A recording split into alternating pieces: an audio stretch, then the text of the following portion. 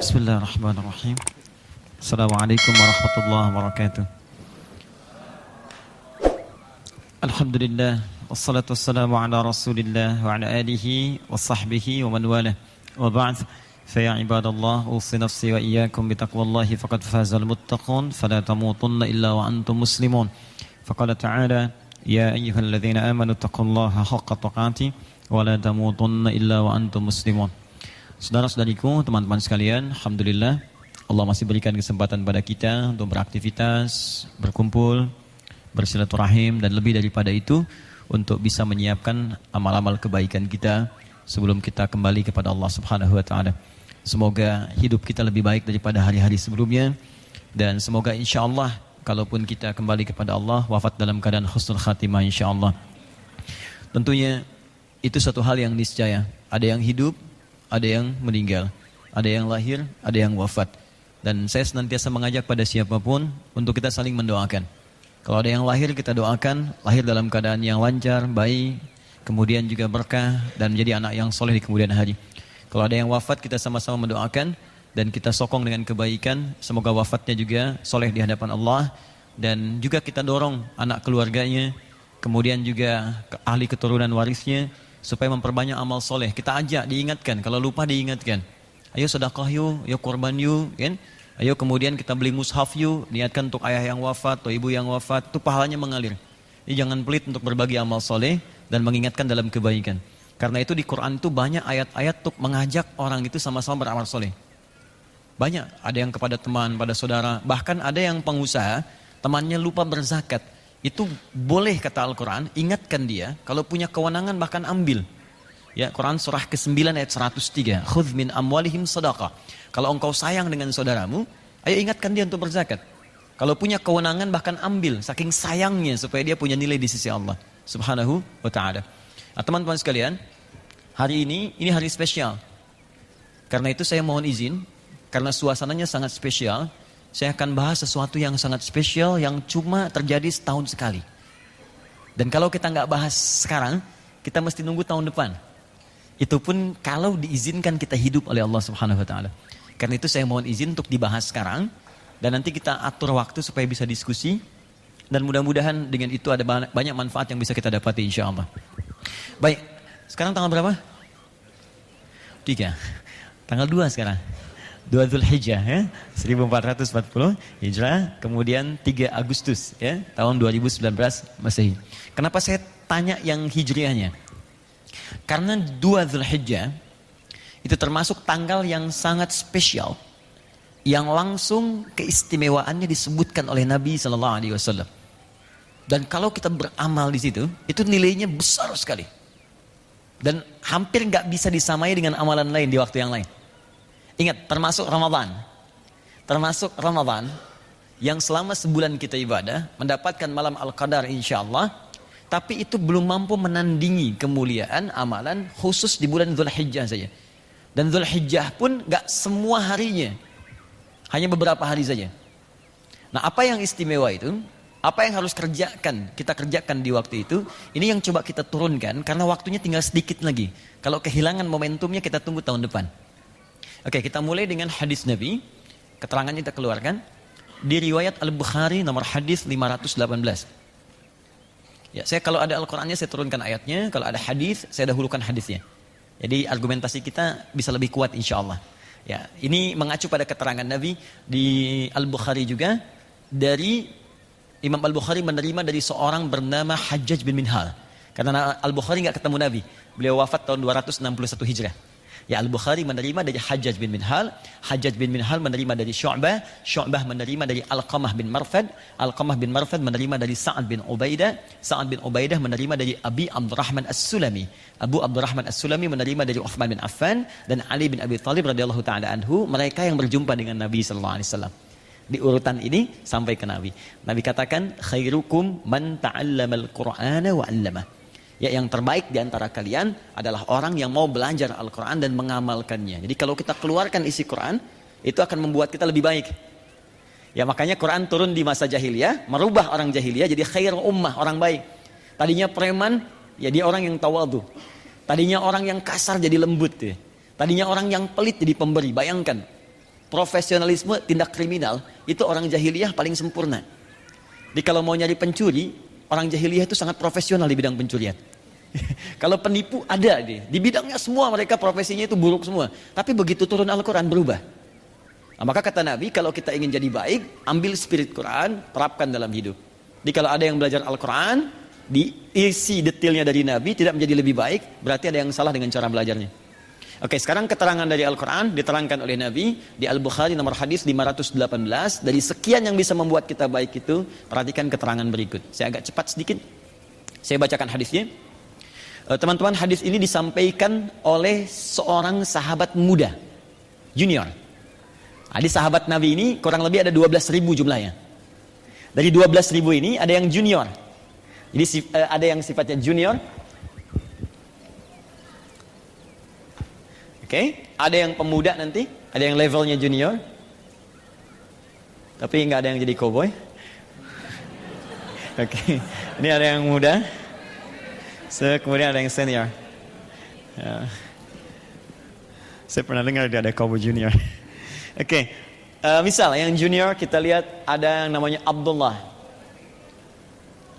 Ya, anaknya Abbas, anaknya Umar, anaknya Amr.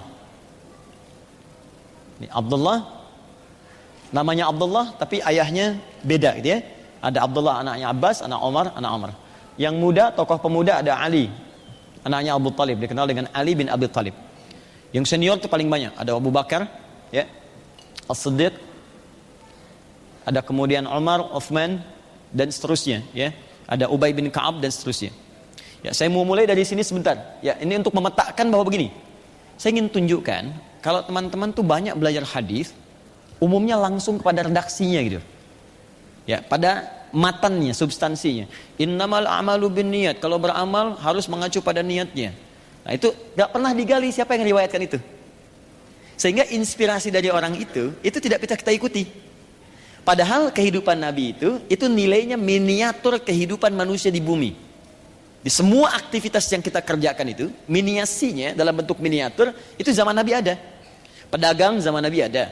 Pengusaha ada, diplomat ada, birokrat ada, artis ada, pegiat seni ada semua.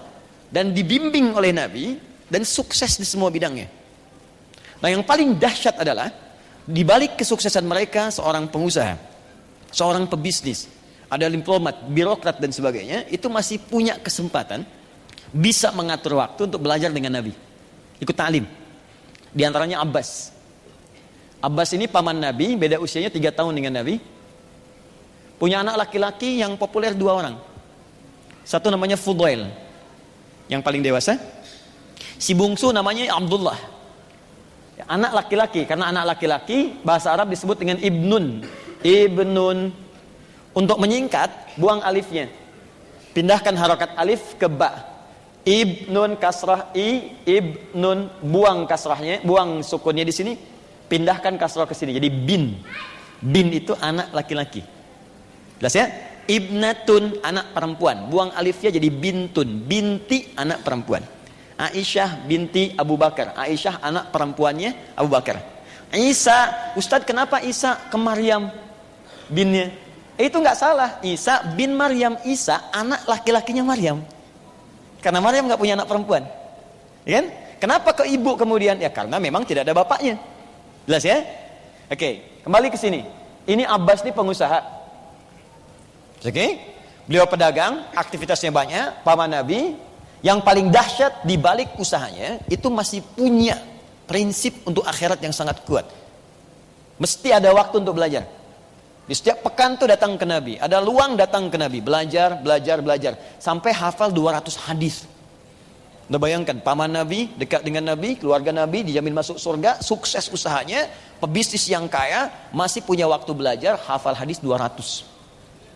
Ada orang, tapi bukan kita ya. Ada orang paman Nabi bukan, tetangga Nabi bukan, sahabat Nabi bukan. Surga belum jelas kan, amalan berantakan, hisab menegangkan. Cita-citanya nggak nanggung. Kalau ditanya masuk surga, surganya Firdaus. Ya, bersama Nabi lagi. Ya. Tapi untuk belajar saja nggak punya waktu. Tapi bukan kita. Ya.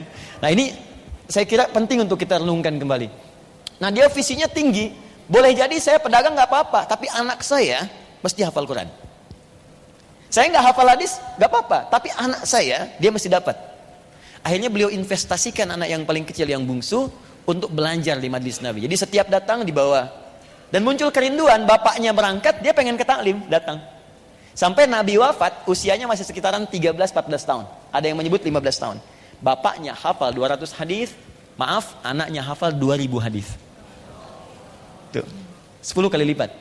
Jadi makanya saya sarankan nggak apa-apa, anak-anak itu dunianya begitu. Kalau main nggak ada masalah, main lewat, ya kadang-kadang lompat, kadang nyanyi-nyanyi, biarin aja. Dalam mainnya dia belajar. Kalau bapaknya yang lompat, baru saya tegur. Ini anak nggak apa-apa gitu. Saya pernah di Bekasi tuh ngajar, terus ada anak tuh naik sampai ke bangku naik, tuh kan. Terus orang tuanya gelisah gitu. Saya bilang biarkan aja, biarkan, itu dunianya. Dia bawa keluar, begitu dibawa keluar, di luar itu anaknya mengulang kalimat saya dari awal sampai akhir dia keluar. Saya bilang tolong masukkan lagi anak itu, karena bapak ibunya pun gak sanggup mengatakan apa yang dia telah ungkapkan. Masuk lagi. Nah inilah Abbas, maksud saya kalau teman-teman aktivitas apapun, ayo investasikan. Kalau bukan Anda mungkin anaknya. Kalau bukan Anda mungkin cucunya. Toh Nabi Ibrahim, Nabi Ismail pernah berdoa supaya lahir keturunan mereka yang soleh, tapi lahirnya dekat Ka'bah. Dan diangkat jadi Rasul. Siapa yang lahir kemudian? Nabi Muhammad SAW. Itulah satu-satunya Nabi yang lahir di dekat wilayah Ka'bah. Nabi Muhammad. Yang doa siapa? Nabi Ibrahim, Nabi Ismail. Pertanyaannya apakah Nabi Ibrahim, Nabi Ismail berjumpa dengan Nabi Muhammad? Tidak. Bahkan bedanya sangat jauh, 30 generasi. Muhammad bin Abdullah bin Abdul Muttalib bin Hashim bin Abdul Manaf bin Qusay bin Murrah bin Kilab bin Ka'ab bin Ghalib bin Fihir bin Malik bin Nadar bin Kinana bin Khuzaimah bin Mudrikah bin Ilyas bin Nizar bin Mudar bin Ma'ad bin Adnan bin Adi bin Adri bin Muqawwam bin Nahur bin Tarikh bin Ya'rub bin Yasud bin Nabit bin Ismail alaihissalam bin Ibrahim alaihissalam. 30 generasi. Ayo ulangi. 30. Jadi yang minta kakek buyutnya, yang jadi cucu jauhnya. Mungkin Anda begitu, masuk majlis taklim, Anda berdoa, ya Allah, jadikan keluarga kami ahli Quran. Mungkin yang jadi bukan anak Anda, tapi cucu dari itu, dia hafal 30 juz dengan tafsirnya, dengan fiqhnya dan sebagainya, insya Allah. Ya, apa hadisnya? Jadi maksud saya gini ya, kita malu nih, yang riwayatkan hadis ini, itu anak kecil. Dan setiap, di ilmu hadis tuh gini, setiap ada anak meriwayatkan hadis, maka sebagai penghormatan bagi orang tuanya, nama anak itu akan dihilangkan, yang disebut nama orang tuanya. Abdullah, anak laki-lakinya Abbas, anak laki-laki Ibnun, disingkat jadi bin. Abdullah bin Abbas, ditutup Abdullahnya, disebut Ibnu Abbasnya. Maka muncul istilah dari Ibnu Abbas, dari Ibnu Abbas, dari Ibnu Abbas. Anak laki-lakinya Abbas. Semoga Allah meridhoi keduanya. Ini pesan di ilmu hadis, kalau ada orang tua berbuat baik untuk anaknya, maka semua kebaikan anak akan terlimpah pahalanya pada orang tua tanpa dikurangi sedikit pun. Boleh saya titip pesan ya? Dan saya sangat serius untuk menyampaikan ini. Kalau Allah anugerahkan titipan anak, baik terlahir dari rahim Anda yang perempuan, ataupun Allah titipkan lewat sisi yang lain, demi Allah saya katakan, kalau mau ngajarin ngaji, tolong Al-Fatihahnya Anda sendiri yang ngajarkan. Walaupun cuma Bismillahirrahmanirrahim. Tolong ajarkan. Karena itu akan ia bawa seumur hidupnya. Dan 17 kali dia akan bacakan dalam hidupnya. Maka jangan berikan pahalanya untuk orang lain. Ajarkan di lisan Anda. Begitu dia bisa mengucapkannya, maka semua hidupnya mengalir pahala untuk Anda. Oke, yuk kita bacakan hadisnya, saya cepat. Qala Rasulullah sallallahu alaihi wasallam. Satu kali Rasulullah sallallahu alaihi wasallam pernah menyampaikan. Al-Wasanan. Fadhal, silakan. Saya izin saya. Baik. Saya mohon maaf duduk sedikit lebih tinggi dari teman-teman yang lainnya, tidak mengurangi kemuliaan Anda di hadapan Allah insyaallah. Ma min ayyamin, tidak akan pernah Anda temukan perjalanan hari, al-amalus salihu fiha ahabbu ilallah, saat Anda beramal soleh di hari-hari ini, maka amalannya akan naik status, diupdate langsung, diupgrade, bahkan dinaikkan oleh Allah. Perhatikan kalimatnya, ahabbu ilallahi. Amal soleh yang dikerjakan di hari-hari ini, itu langsung di-upgrade oleh Allah, naik status, langsung dicintai oleh Allah. Masya Allah. Satu, saya boleh hapus yang ini dulu, supaya jelas uraiannya. Masya Allah, Alhamdulillah. menjelang Idul Kurban. Sendiri. Oh, nggak apa mas, nggak apa. Nggak apa. Saya sudah biasa begini. Ya, jamaah berkurban, saya berkurban. Tang sendiri, nulis sendiri, ngapus sendiri. Jamaah cuman lihat masuk surga. Oke. Oke. Nanti Kak kalau sudah besar ceramah begini, datang sendiri, nulis sendiri, ngapus. Oke, yuk lihat sebentar. Al-Bukhari nomor hadis 518. Ma min ayyamin, tidak akan pernah ditemukan perjalanan hari selama setahun. Jadi kalau misalnya setahun 365 hari atau 357 hari dalam Hijriah misal, dari bilangan hari itu ada hari-hari yang spesial. Kalau kita mengerjakan kebaikan yang diridhoi oleh Allah. Ingat, ada baik yang diridhoi oleh Allah. Kebaikan yang diridhoi oleh Allah disebut saleh namanya. Oke? Kalau kita mengerjakan amal soleh, kebaikan yang diridhoi oleh Allah di hari-hari ini, maka amal solehnya pertama naik status, di-upgrade. Langsung punya sifat dicintai oleh Allah. Ini ada poinnya. Nanti saya turunkan keistimewaannya, kemuliaannya, bagaimana status amalan ketika dicintai oleh Allah. Statusnya bagaimana? Nanti kita turunkan. Jadi kalau teman-teman baca Quran, baca dapat pahala. Tapi belum tentu bacaan itu Allah sukai. Kalau Anda sholat dapat pahala. Tapi belum tentu sholat itu Allah cintai. Jelas ya? Yang ini beda. Kalau sholatnya dikerjakan di hari ini, baca Qurannya dilakukan di waktu ini, maka statusnya langsung naik, dicintai oleh Allah seketika. Kemudian dua, Qulna ya Rasulullah walal jihadu fi sabilillah. Kami berkata pada Rasulullah, ya Rasulullah, kami ingin klarifikasi. Apakah amal ini saking tingginya nggak bisa disaingi oleh jihad fi sabilillah? Jihad itu tingkat paling tinggi. Ya di antara amalan. Kata Nabi, walal jihadu fi sabilillah. Bahkan jihad fi sabilillah itu nggak bisa menandingi keutamaan amalan di hari-hari ini. Nanti kita sebutkan. Illa, kecuali satu amal saja. Yang ini puncak amalan, yang lain nggak bisa tandingi. Illa rajulun kharaja bi nafsihi wa malihi wa lam yarji' min dzalika bi syai'. Kecuali ada seseorang yang dia berjuang dengan harta dan jiwanya. Please. Jadi teman-teman mohon izin ya. Saya tidak bermaksud mengajari, hanya mengingatkan.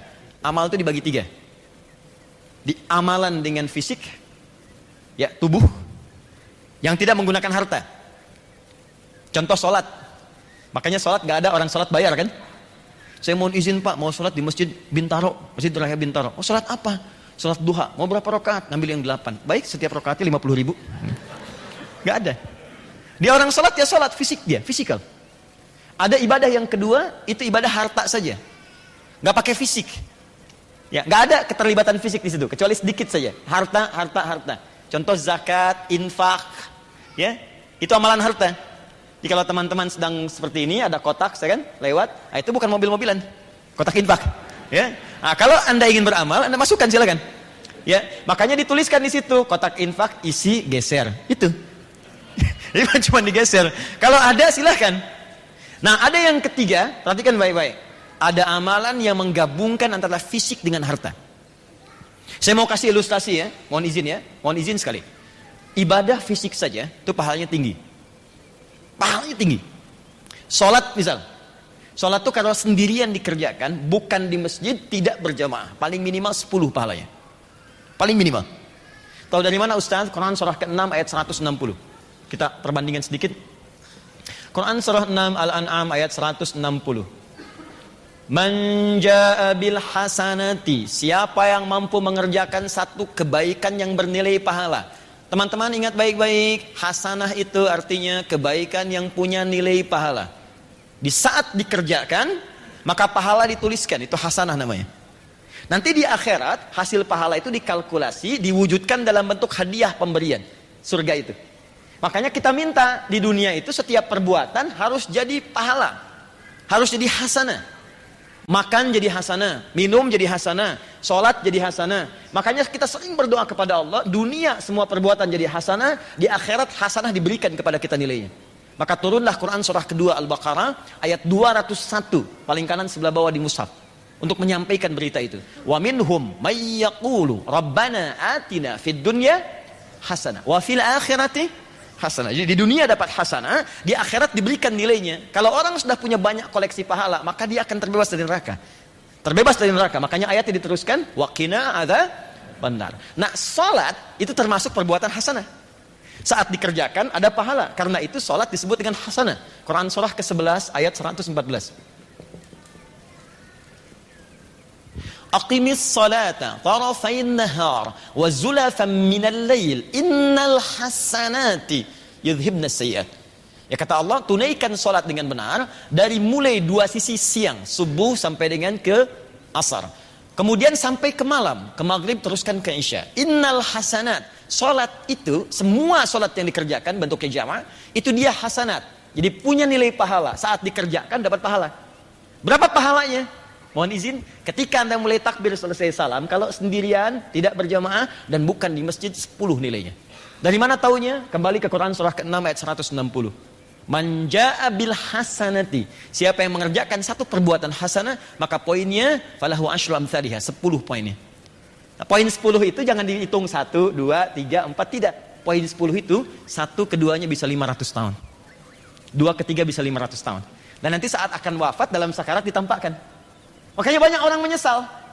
Ya Allah, kenapa saya nggak kerjakan tahajud? Ya Allah, kenapa saya nggak tahajudnya nambah rakaat? Ya Allah, kenapa saya nggak duha? Ditampakkan semua kebiasaannya. Termasuk yang maksiat pun ditampakkan, makanya gelisah. Ya, akan terjadi teman-teman. Itu saat kita akan pulang. Dan kita akan wafat. Kalau kita nggak berbekal sekarang, maka malu kita menghadap Allah. Apalagi banyak berbuat maksiat. Saya demi Allah, tadi pagi saya katakan. Anda saja berbuat yang kotor. Anda misalnya orang Sumatera, merantau ke Jakarta. Di Jakarta dikenal sebagai penjahat yang sangat ulung. Perampok, pembunuh, pemabuk, segalanya. Tanyakan pada jiwa Anda. Apakah Anda mampu pulang ke Sumatera menatap ibu yang telah melahirkan Anda? Berani nggak natap wajah ibu Anda yang melahirkan Anda? Dan Anda dikenal sebagai penjahat yang sangat buruk. Pelaku maksiat. Berani nggak natap wajah ayah Anda? Yang telah mendidik Anda, menyayangi Anda, menemani Anda saat tidur. Berani nggak? Dengan hal yang sama, Anda berbuat banyak maksiat, berani nggak menghadap Allah di kemudian hari dengan maksiat yang dikumpulkan? Apa nggak takut ya? Makanya ketika kita kumpulkan bekal itu untuk pulang, karena suatu saat kita pulang dan semua akan ditampakkan. Nampak saat sakarat, tampak. Nah ini hasanah, poinnya 10. Nah yang paling menarik adalah, saya kembalikan lagi, perhatikan baik-baik. Ini poin 10, kalau berjamaah 27. Dalilnya salatul jamaati afdalu min salatil fardhi bi 27 darajah. Salat jamaah lebih utama daripada sendirian, pahalanya 27. Kalau dikerjakan di masjid, mampu ke masjid, itu baru datang masjid langsung dapat 25 di hadis Muslim. 25 itu dihitungnya kayak tadi, 1 kedua 500 tahun, 2 ketiga 500 tahun. Kalau Anda kerjakan lagi, mohon izin, tambah lagi, naik lagi. Ini fisik. Yang harta, karena tidak semua memilikinya, maka digandakan lebih daripada yang fisik. Minimal 700 kali lipat. Dalilnya Quran surah kedua ayat 261, paling kiri sebelah atas. Anda infak. Keluarkan. Tidak semua bisa infak. Kalau sholat, semua bisa. Karena itu zero tolerance. Tidak ada toleransi kecuali kematian. Tidak bisa berdiri, boleh sholat sambil duduk. Tidak bisa duduk, boleh sambil berbaring. Sambil berbaring sulit dengan berkedip. Tak bisa berkedip, kita sholatkan. Ada semua. Selesai. Tapi harta tidak semua orang bisa. Karena itu ketika mengeluarkan harta, pahala lebih banyak dibandingkan fisik. 700 kali lipat. Ya kata Allah, perumpamaan orang infak. Masalul ladzina yunfiquna amwalahum fi sabilillah kamatsali habbah. Seperti orang menanam satu benih. Ambatat sab'a sanabil. Tumbuh jadi 7, 1 kali 7. Fi kulli sumbulati mi'atu habbah. Setiap tangkainya kalikan 100 benih lagi. 1 kali 7 kali 100, 700 kali lipat. Sekarang, kalau ada orang yang mampu menggabungkan keduanya, fisik dan harta, berapa pahalanya? Sedang gak ada hitungan lagi, surga pahalanya. Ibadah fisik dan harta kalau digabungkan, kalau benar ibadahnya, itu pahala yang sebanding gak ada yang lain kecuali surga. Contoh paling besar, jihad fisik dengan harta. Konkretnya, seperti yang haji sekarang. Bukankah untuk haji mengumpulkan harta dulu? Ada yang jual tanah, jual kebun, jual pakaian, jual emas. Kemudian mohon izin, bukankah di sana ada ibadah fisik? Tawaf, berputar, sa'i. Makanya Nabi memberikan apresiasi tinggi ketika berhasil hajinya. Perhatikan kalimat Nabinya. Al-hajjul mabruru laisa lahul jazaa illal jannah. Haji yang berhasil merubah pribadinya menjadi baik. Teman-teman izin, haji mabrur itu bukan haji yang diterima. Kalau haji yang diterima namanya haji makbul. Ingat itu. Mabrur dari kata birrun. Birrun itu artinya kebaikan yang muncul setelah yang kotornya hilang. Setelah yang tidak baiknya hilang. Disaring, yang kotor keluar. Marahnya hilang, muncul sabar. Maaf, sombongnya hilang, tawadhunya muncul. Di ketika yang kotornya dibuang, baik yang muncul birrun namanya. Orang haji itu dia mengoreksi diri saat Arafah. Dia kenali sifat buruknya. Begitu dia kenali, dia bertobat. Ini yang sering mempelesetkan saya. Ini yang sering menjadikan saya buruk. Dikenali pertama nafsu saya. Nafsu ini faktor pertama, bukan karena orang lain. Ketika seseorang berbuat salah, itu bukan faktor eksternal yang pertama. Pertama internal, karena ketidakmampuan mengendalikan nafsu dia. Anda duduk depan rumah, tiba-tiba lewat kawan. Terus dia nggak nyapa. Anda marah misalnya. Marah itu bukan karena dia nggak nyapa, karena Anda tidak mampu mengendalikan amarah. Sebenarnya sederhana, dia nggak nyapa, kita sapa. Bro, apa kabar akhi? Assalamualaikum. Wih, waalaikumsalam. Maaf gak kelihatan. Iya udah gede gini masih belum kelihatan juga. Selesai.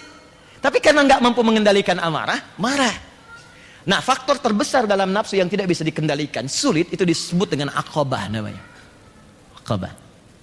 Kadang-kadang kita bisa kendalikan, cuma maaf ya, lingkungan terdekat memengaruhi kita berbuat buruk. Suami baik, istri agak kurang. Papa gimana sih? Papa ini udah 4 tahun jadi bupati, Pak, tinggal setahun lagi. Masa yang camat aja udah Ferrari? Papa masih Avanza. Naik tiap hari gitu begitu ya. Sehingga dia berubah. Atau terbalik. Istri salihah. Dia pakai jilbab bagus, baik. Suami kebalik. Mama papa ada family gathering, sebentar aja 30 menit, semuanya gak pakai kerudung. Mama copot dulu kerudungnya. Diperintahkan untuk melepaskan jilbabnya. Terbalik. Atau ayah, ibu baik, anak yang kurang baik karena lingkungan. Maka ini pengaruh sekitaran disebut wusta namanya. Wusta. Ada ayah baik, ibu baik, anak baik. Cuman ayah dapat mutasi pekerjaan. Pindah ke kantor, dapat lingkungan yang gak baik. Diajarin cara nyogok, diajarin cara merubah angka, kan? Diajarin manipulasi, diajak ke tempat mulai olahraga bergeser. Ya, ada sedikit bumbu maksiatnya. Itu faktor jauh, ula namanya. Walal akhiratu khairul laka minal ula. Jauh dia, kecil nilainya. Maka itu yang sering membuat terpeleset. Dalam bahasa Arab disebut dengan zalafa, zalatil lisan. Zalat dengan zalaf, terpeleset. Kalau terpeleset kencang tambah dal, izdalafa, muzdalifah sifatnya. Ya, pergi kita ke sana, makanya kita lontar tuh, pergi berangkat. Dilontar keburukan itu, bukankah yang dilontar pertama kali orang haji adalah yang aqabah, nafsunya? Makanya orang kalau benar hajinya, saat Arafah dia kenali buruknya. Ada yang berangkat tahun ini? Ya, saya doakan mudah-mudahan insya Allah dimudahkan ya semua jemaah ya. Yang belum berangkat pun insya Allah dimudahkan untuk berangkat ya. Ya dia cukup dengan amin, nabung ya, disiapkan dari sekarang. nabung supaya terwujud ya. Nah, sekarang lihat sini. Sebelum berangkat catat dulu yang kurang apa, perbaiki semuanya. Jadi nyampe di sana jelas. Dia begitu melontar tanya. Sebelum lontar tanya, suami tanya istri. Mama aku mungkin banyak salahnya, kurang apa, tunjukkan. Cermin kehidupan kita, catat satu-satu. Begitu sampai Arafah kita sesali, taubat di situ. Istri tanya juga pada suami, papa aku apa kurangnya? Oh banyak mah, tulis aja gitu, tulis. Gak apa-apa, nyampe sana lontar. Bismillah ya Allahu Akbar, lontar. Begitu dilontar, hilanglah jeleknya. Maaf ya, amarah hilang, sombong hilang, riya hilang, tersisa yang baiknya. Nah ketika yang baik ini muncul, birrun namanya. Kalau melekat pada orangnya, maka berubah kata birrun jadi mabrur namanya. Maka muncul istilah haji mabrur. Haji yang bisa merubah pelakunya jadi lebih baik dari sebelumnya. Karena itu sifat hajinya dilekatkan kepada dirinya. Karena dia mendapatkan satu gambaran yang besar, surga. Bukan 10, 20, 100 lagi, tinggi. Di saat haji dia minta ampun, diampuni, dosa gugur semua. Kemudian pahala dapat. Makanya kalimat nabinya jaga betul itu. Kamu sudah haji. Karena itu sifat haji itu dilekatkan oleh orang Arab dalam bentuk panggilan. Ya haj, hei orang yang sudah haji. Ingat, itu bukan gelar. Kalau Anda sudah haji, kemudian dipanggil Pak Haji, Bu Haji, itu kalimat yang Allah titipkan lewat lisan orang lain untuk mengingatkan kita. Kamu sudah diampuni dosanya, banyak pahala. Jangan lagi berbuat maksiat untuk menukar surgamu.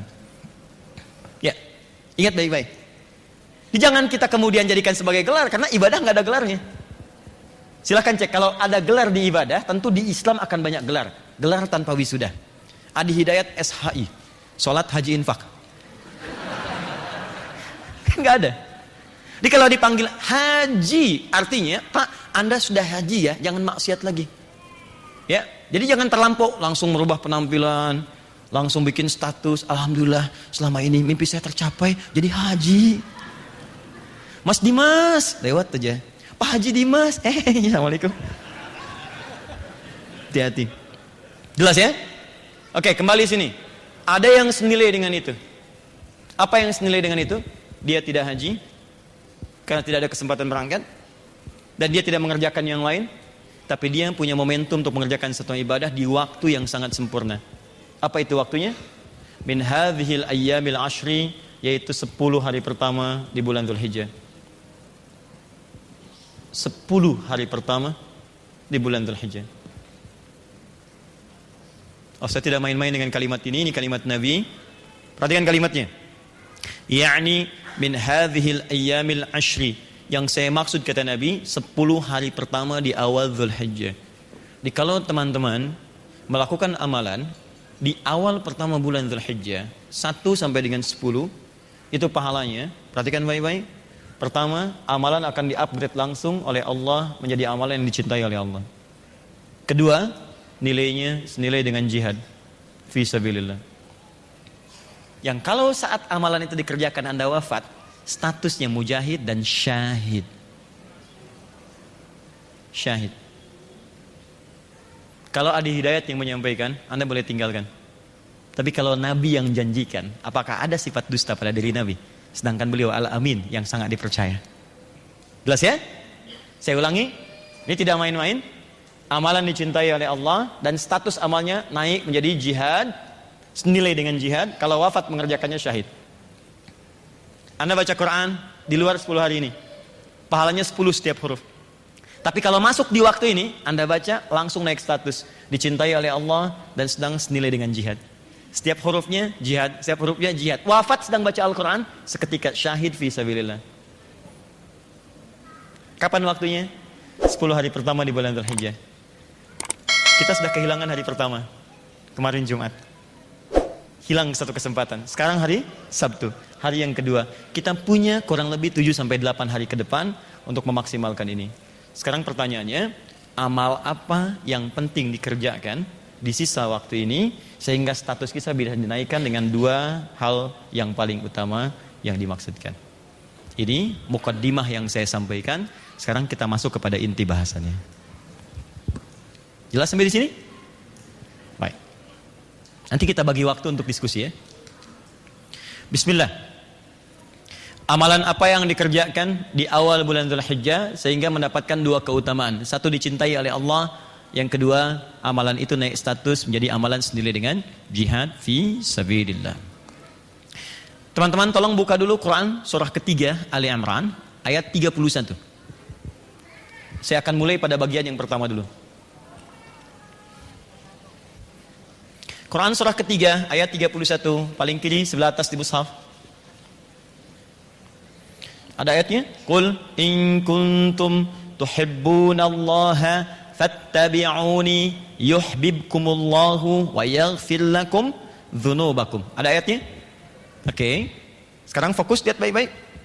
Qul, katakan Muhammad sallallahu alaihi wasallam, in kuntum tuhibbunallaha, jika kalian semua, maksudnya umat Nabi Muhammad, hamba-hamba Allah, serius mencintai Allah, fattabi'uni, maka buktikan cinta itu kepada Allah dengan cara mengikuti petunjuk Nabi. Dikata Allah, kalau kalian mencintaiku, ini aku kasih cara bagaimana mencintaiku. Aku berikan kuncinya. Aku berikan bimbingannya kepada Muhammad sallallahu alaihi wasallam. Ikuti Nabi Muhammad, engkau dapatkan cintaku. Jelas ya? Saya sering katakan, ingat ya, cinta itu kaidahnya butuh pembuktian. Kaidah cinta dalam Al-Quran butuh pembuktian. Cinta tidak butuh dikatakan, dia butuh dibuktikan. Jangan dengarkan para akhwat kalau ada laki-laki mengatakan saya mencintaimu. Ya, kalimat pertama kalau belum menikah katakan kepadanya, jangan katakan aku mencintaimu. Buktikan cintamu dengan menuliskan namaku di buku nikah kita. Catat. Yang aku butuhkan bukan kata-kata, aku butuh BPKB, buku pernikahan kita berdua. Aku nggak mau Dilan yang aku banyak motor, tidak. Yang aku butuhkan tuh buktinya. Ya, sentuh ia tepat di hatinya, maka ia akan jadi milik untuk selamanya. Paham ya? Oke? Nah, sama. Anda cinta pada anak kan butuh pembuktian. Anda berikan dia hadiah, Anda berikan dia kasih sayang. Anda cinta pada pasangan, Anda berikan pembuktian. Maka kita cinta pada Allah, buktinya apa? Kata Allah, saya butuh pembuktian. Butuh pembuktian. Iman itu kaidah cinta kepada Allah, buktinya amal soleh. Maka kalau Anda ingin mencintai saya, kata Allah, buktikan, ikuti Nabi. Saya utus nih supaya mempermudah kalian menemukan saya. Nah, poinnya bukan itu yang mau saya bahas. Yang ingin saya bahas adalah yuhibbukumullah. Ini poinnya. Maka ketika Anda bisa membuktikan itu, Allah akan cintai Anda. Apa kaitan dengan bahasan kita? Ketika sebuah amalan dicintai oleh Allah, maka kita akan mendapatkan sebuah anugerah terbesar yang Allah berikan kepada kita, yang tidak diberikan pada amalan lain. Apa pemberian Allah itu? Bukan dunia, tapi ampunan dari semua dosa yang pernah dikerjakan. Wa yaghfir lakum dzunubakum. Ampunan semua dosa. Teman-teman, ada dzunub, ada dzambun, itu beda. Dzunubun, ada dzambun, itu lain. Kalau yang ini, dzambun, yang saya lingkari, ini sekali dosa, satu dosa. Jadi kalau ada orang berbuat sekali dosa, Allah tidak menginginkannya. Kata Allah, jangan pulang kecuali engkau bersihkan dulu dosa itu. Maka aku turunkan satu sifat untuk menggugurkan satu dosa itu, namanya ghafir. Turun surah ke-40, surah Ghafir, ayat ketiga. Ghafiridz dzambi wa qabilit taubi. Kalau ada orang berbuat satu kali dosa dan dia salah, kata Allah, kamu urus dulu dosa itu, bersihkan dulu. Karena di akhirat lebih besar hisabnya. Jangan pulang dulu, sebelum engkau hapuskan semua itu, aku beri kesempatan. Kalau engkau mau memperbaiki diri, aku akan turunkan sifat ghafir untuk menerima taubatmu. Turun, diampuni. Sifat manusia enggak sekali salah. Karena manusia itu tempat salah, ingat. Yang sempurna itu malaikat, ingat kalimat ini. Yang sempurna hanya malaikat. Jangan harapkan kesempurnaan dari manusia. Quran surah ke-66 ayat yang ke-6. La ya'sunallaha ma amarahum wa yaf'aluna ma yu'marun. Malaikat sifatnya sempurna, tak pernah bisa bermaksiat. Karena diciptakan dengan sifat kesempurnaan berbuat baik. Di lawannya setan. Karena itu setan dengan malaikat disebutkan sama di dalam Al-Quran. Setan 88 kali, malaikat 88 kali. Setan tidak kenal benar. Dia selalu salah. Setan itu profesional dalam berbuat kesalahan. Perfect, sempurna. Ya, dan tidak pernah dia bisa berbuat benar. Jadi saya sarankan, jangan bersaing dengan setan, gak akan menang. Dan jangan pernah mengharapkan kesempurnaan dalam hidup, karena kita bukan malaikat. Jadi kalau suami sadar istrinya manusia, tidak akan pernah digali kesalahannya. Kalau istri sadar suami bukan malaikat, tidak akan pernah dieksplorasi kekurangannya. Papa kenapa sih, Pak? Yang gini aja gak bisa, yang lain bisa. Mama, Papa bukan malaikat. Mama juga bukan setan kan? Ya, kita manusia. Tapi ingat poin terbesarnya, manusia salah, tapi dia diberikan jalan untuk kembali dan mau tobat. Adam manusia, Adam salah. Dicontohkan oleh Allah dengan turunkan kalimat tobat. Quran surah kedua ayat 37. Fatalaqqa Adamu min Rabbihi kalimatin fataba alaih. Allah dapat kalimat, Allah turunkan kalimat tobat pada Adam, diikuti diterima tobatnya. Apa kalimatnya? Quran surah 7 ayat 23. Rabbana zalamna anfusana wa illam taghfir lana wa tarhamna lanakunanna minal khasirin. Diwariskan kalimat itu kepada anak cucunya ke kita. Karena Adam itu nabi, dijaga dari maksiat. Cuman sifat kemanusiaannya ditunjukkan supaya kita dibimbing untuk tobat. Bagaimana caranya? Kalau Adam itu nabi, dijaga. Tapi karena kita bukan nabi, nggak terjaga. Kalau salah, kembali. Maka turun keterangan Adam di Quran surah 7 ayat 26. Ya bani Adam, la yaftinannakumus syaitanu kama akhraja abawaikum minal jannah. Hei anak cucu Adam, jangan lagi engkau digoda, digelincirkan oleh setan seperti bapak ibumu dulu dikeluarkan dari surga. Maka ikuti ini, ada panduan. Nah, kembali ke bahasan kita, poinnya adalah jika manusia berbuat salah terkumpul, maka kalimatnya berubah bentuk jama' dari dzambun jadi dzunubun. Banyak salahnya. Banyak. Maaf ya, mata salah lihat, telinga salah dengar, lisan salah bicara. Padahal keterangan jelas dalam Al-Quran, jangan mencela, la yaskhar, masih mencela. Jangan bikin hoax. Wailul lil mukadzibin, celaka bagi para pembuat hoax. Orang yang berdusta. Masih bikin hoax. Maaf, jangan curang. Wailul lil mutaffifin, masih ada yang curang dalam pekerjaan, timbangan dan sebagainya. Jangan bergibah, gosip. Bikin acara gosip. Layak taba'dukum ba'du, dinikmati lagi. Salah kan? Jangan sombong. Kemarin jalan kaki biasa aja, setelah punya Ferrari, mau subuh aja, muter dulu pakai Ferrari ke komplek. Assalamualaikum bro, ayo subuhan. Masya Allah, orangnya gak keluar, ternyata sedang ke Bandung. Apa yang mau dicari gitu? Gini, kalau mau gampang mengukurnya gini. Siapa yang gak punya dosa, boleh angkat tangan. Yang gak punya dosa, boleh angkat tangan. Gak apa-apa, angkat aja, saya pulang.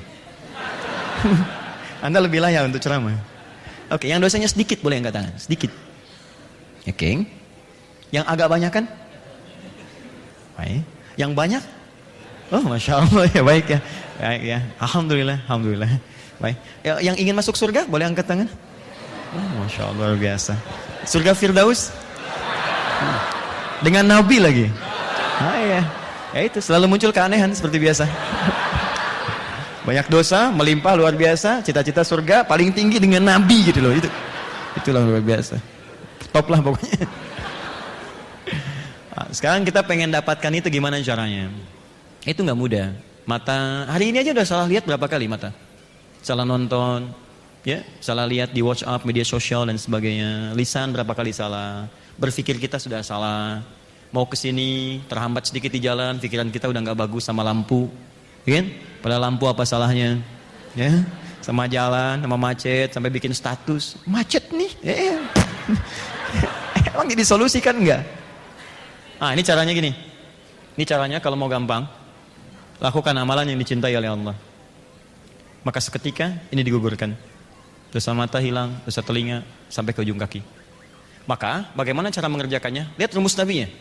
Al-amalus solihu fiha, kerjakan amal soleh. Amal soleh dalam Al-Quran dibagi dua bagian. Saya ulang, amal soleh dalam Al-Quran dibagi dua bagian. Satu, ya, amal soleh dalam Al-Quran dibagi dua. Satu, bentuknya taubat. Secara singkat, kalimatnya taubat.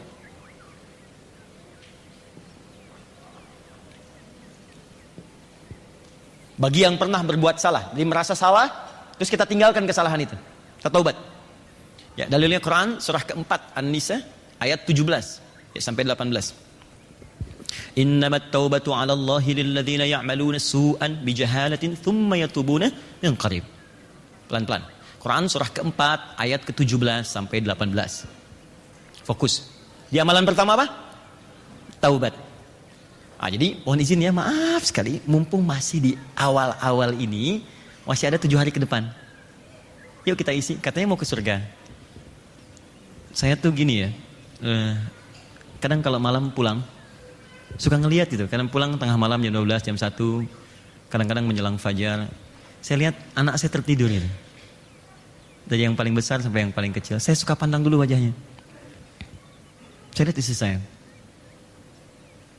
Yang terbayang di benak saya, kita nih kumpul lagi nggak di akhirat? Ketemu lagi nggak gitu? Karena situasinya ngeri gitu teman-teman. Ngeri.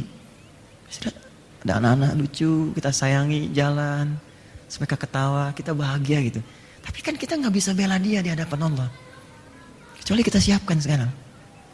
Saya tuh suka tanya, ya Allah, ini saya ketemu lagi nggak gitu? Terus saya bangunkan istri saya, yuk kita sholat. Kita sholat. Mudah-mudahan kita ketemu lagi, kita minta sama Allah anak kita. Karena berat gitu. Ya, wa fasilati wa akhi wa man fil ardi jami'a.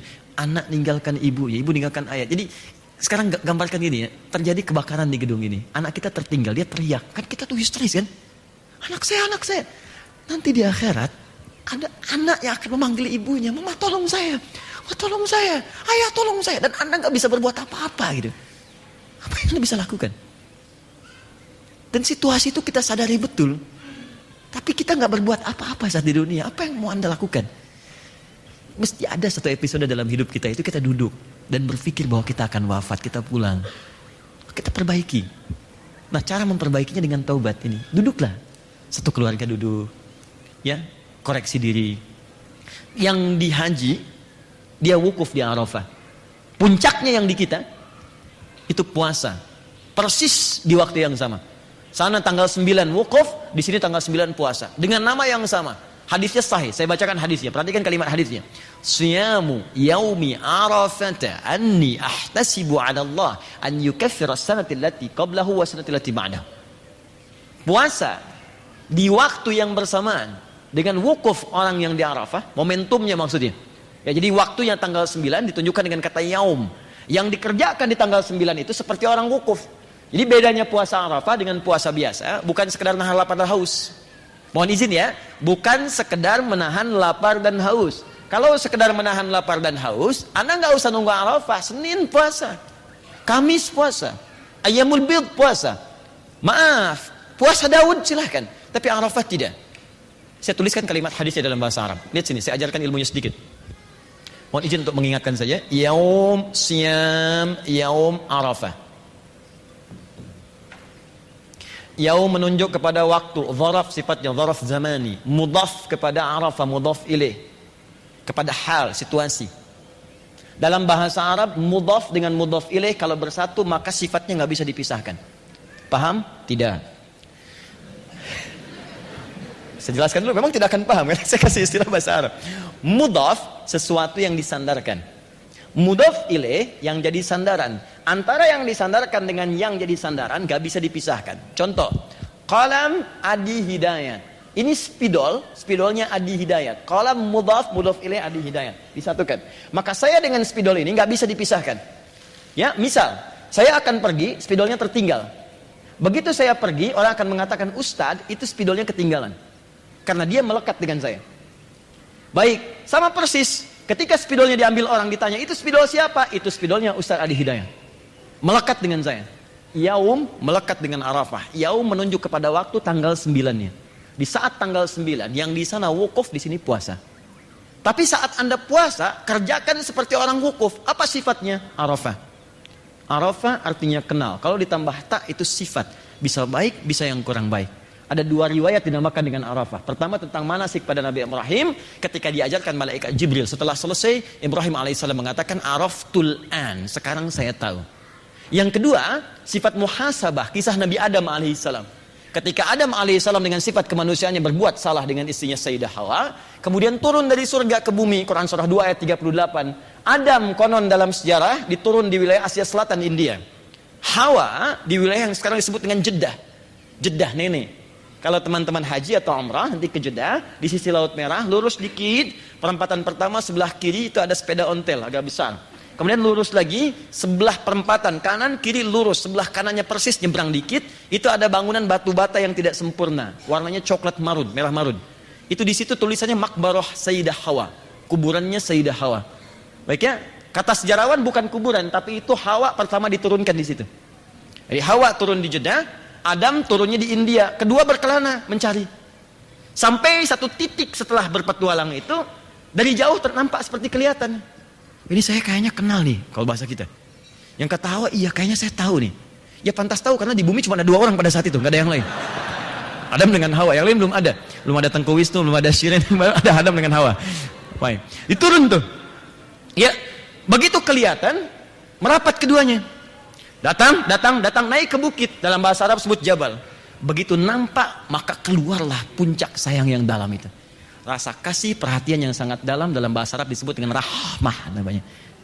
Karena itu perempuan punya rahim. Karena di dalam rahim itu ada sosok yang sangat dikasihi dengan sayang yang sangat dalam. Dia rela menderita sulit miring kanan kiri, yang penting sayang itu tetap ada. Ade yang baik ya, jaga ya, sabar, lahiran lancar, disayang-sayang pada sakit. Quran surah 7 ayat 189. Rahmah. Maka naiklah ke atas sampai sekarang disebut Jabal Rahmah. Nah, saat bertemu itu, keduanya bertemu, mereka sadar kita pernah berbuat salah, makanya mengoreksi diri di situ. Yang tadi turun Quran surah ke-7 ayat 26 tadi. Jangan sampai terjadi lagi begini. Sampaikan pada anak cucu kita, disampaikan semuanya.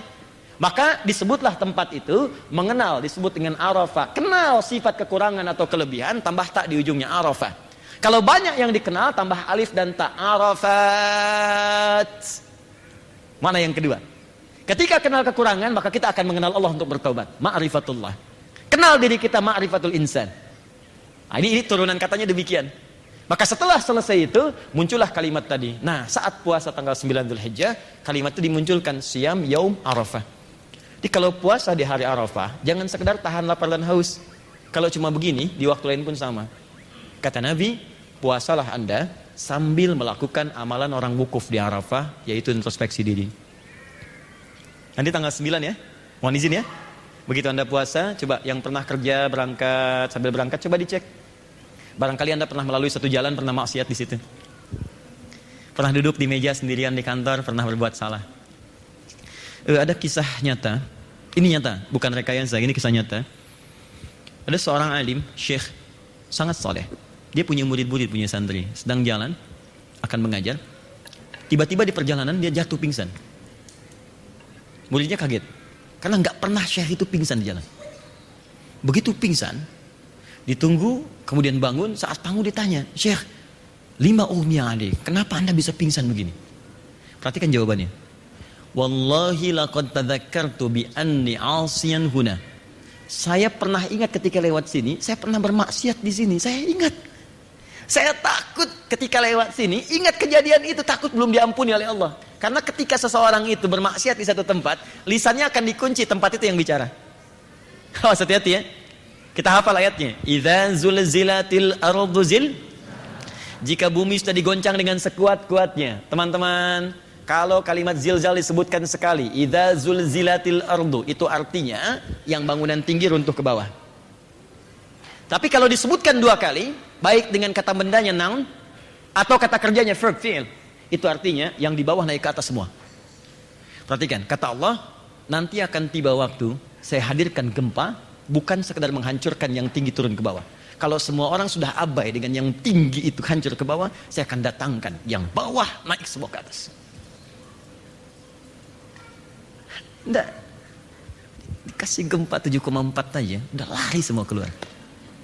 Dan kita berdoa kepada Allah, semoga disabarkan saudara-saudari kita. Insya Allah kita bantu, kita doakan, jangan bikin kegelisahan. Kemarin terjadi di Sumur, di Banten dengan 4 wilayah. Ya, ada Jabar, ada Lampung, kemudian juga wilayah Banten, sampai bahkan ke sebagian Bengkulu. Tapi poinnya gini, saya tadi malam sedang tiduran dengan anak saya, yang nomor 1. Tiba-tiba ada gempa, kita bangun, Buya apa ini? Ini gempa, yuk kita berzikir. Astagfirullah, astagfirullah, astagfirullah, astagfirullah. Dah, Buya kenapa ramai di luar? Kita lihat, orang keluar, sampai ke Bekasi, keluar. Pertanyaan anak saya yang pertama, Buya, kenapa mereka semua keluar? Saya diam saya. Yang terbayang saya tadi. Ini dikasih 7,4 aja, itu sudah lupa dengan dunia. Dia kumpulkan harta paling banyaknya untuk membangun rumahnya yang mewah, kendaraannya yang banyak. Terus mohon maaf ya, tempat kerja gedung yang tinggi pencakar langit yang dia saat masuk pertama kali dia selfie di situ, dia abadikan, dia katakan aku diterima kerja di sini. Itu ditinggalkan, dia nggak peduli. Dia keluar. Di baru gempa kecil, Anda sudah nggak peduli dengan dunia. Dan sudah nggak sadar teman, nggak ada yang ngajak teman, keluar aja semua. Bagaimana ketika yang dihadirkan 74 skala Richter? Semua naik ke atas. Wa akhrajatil ardu athqalaha. Anda sudah nggak ada pusing lagi, memikirkan dunia nggak ada. Terus selesai Anda. Di Allah tuh cuma kadang tegur kita dengan skala kecil. Kita ingat nggak itu sama Tuhan? Kita ini wafat dan fitrah kita mengatakan itu, kamu keluar loh, tinggalkan. Yang paling berharga itu diri kita, amal kita. Kalau pulang nggak ada amal, apa yang mau kita bawa? Makanya taubat. Ayo kerjakan amalan ini, taubat. Duduk dengan istri. Ya, kalau bisa begini, saya kasih amalan satu yang penting, rahasia. Saat Anda amalkan ini, sekeluarga diampuni. Ini rahasia ya, di antara kita saja ya. Quran surah ke-51 ayat 18, paling kanan di pertengahan. Quran surah ke-51 ayat 18, diamalkan setelah tahajud. Allahu Akbar, astagfirullah. Sudah? Diamalkan setelah tahajud. Ya. Saya baca dari ayat 15-nya supaya berurut. Innal muttaqina fi jannati wa 'uyun. Sungguh ada sebagian dari orang takwa yang akan tinggal di taman surga. Akhidhina ma atahum rabbuhum. Dia akan mendapatkan kenikmatan langsung diberikan oleh Rabbnya Allah. Ya, awas hati-hati. Innahum kanu qabla dzalika muhsinin. Orang ini saat di dunia banyak beramal dengan ihsan. Ihsan itu dikerjakan karena Allah, seakan-akan diawasi oleh Allah. Apa amalannya saat di dunia? Perhatikan amalan malamnya. Kanu qalila minal laili ma yahja'un. Orang ini kalau malam sedikit tidurnya, dia bangun salat tahajud, dia tunaikan mendekat kepada Allah. Nah, ayat 18-nya, perhatikan baik-baik. Wabil ashari hum yastaghfirun. Dan di waktu sahar, sesaat sebelum fajar, dia banyak beristighfar kepada Allah. Minta ampun. Dan kalimatnya hum. Hum itu bentuk jama. Huwa, huma, hum. 1, 2, banyak. Hum, mereka. Jadi kenapa tidak Anda coba ini? Dan itu indah. Dan dampaknya kepada rumah tangga juga akan tenang. Di saat menjelang fajar, setelah tahajud bareng, ya suami jadi imam, istri jadi makmum dengan anak-anak, bangun kita. Setelah itu jangan biarkan berhenti di situ, tidak. Sentuh dengan keindahan yang paling dalam, dengan kata-kata kita yang paling indah. Ya, kumpul dengan istri kumpul dengan suami, duduk satu ruangan, mulai keluarkan kalimat itu. Boleh dari istri, boleh dari suami. Mama, mohon maaf kalau selama ini papa belum jadi ayah yang baik. Papa tidak tahu kapan kembali kepada Allah. Mungkin hari ini hari terakhir papa hidup. Mohon maaf kalau selama ini belum jadi papa yang baik, belum jadi suami yang soleh. Jika saya wafat duluan hari ini, titip keluarga dan mohon bersaksi di hadapan Allah bahwa kita pernah beramal bersama. Astagfirullah ya Allah, astagfirullah. Istri mengatakan, papa mohon maaf, mama juga belum bisa menjadi istri yang soleh, istri yang baik, jadi keluarga dengan baik. Mohon maaf kalau ada dosa di keluarga karena berkat peran mama, mohon maaf. Astagfirullah ya Allah. Yang paling indah ketika anak Anda mengatakan, Mama, papa maafkan Anda, selama ini belum jadi anak yang soleh, belum bisa memberikan mahkota di hari kiamat, belum hafal Quran seperti yang lain. Lalu semuanya berkata, ya Allah ampuni kami ya Allah, astagfirullah, ampuni kami ya Allah. Hadisnya hadis qudsi. Diriwayatkan tabaqah pertama, golongan pertama penerima dari Nabi, 30 orang sahabat senior langsung mengatakan, ketika seorang bermunajat kepada Allah mengatakan, Allahumma, ya Allah tolong ampuni saya, Allahumma istaghfirli. Apa jawaban Allah? Qala ya ibadi hambaku ghafartulak, aku ampuni semua dosamu. Karena itu orang yang mengamalkan poin ini dalam kehidupan rumah tangganya itu akan dijaga oleh Allah selalu dalam ketenangan dan kesulitan akan hilang. Gak percaya silahkan, setiap menjelang subuh setelah tahajud duduk bersama, koreksi diri, minta maaf, minta ampun. Ingat Allah itu titipan, istri Anda akan ditanya. Anda gak akan ditanya tentang saudara Anda, gak akan ditanya tetangga Anda, keluarga Anda. Ku anfusakum wa ahlikum nara. Jaga diri Anda dan keluarga Anda dari neraka.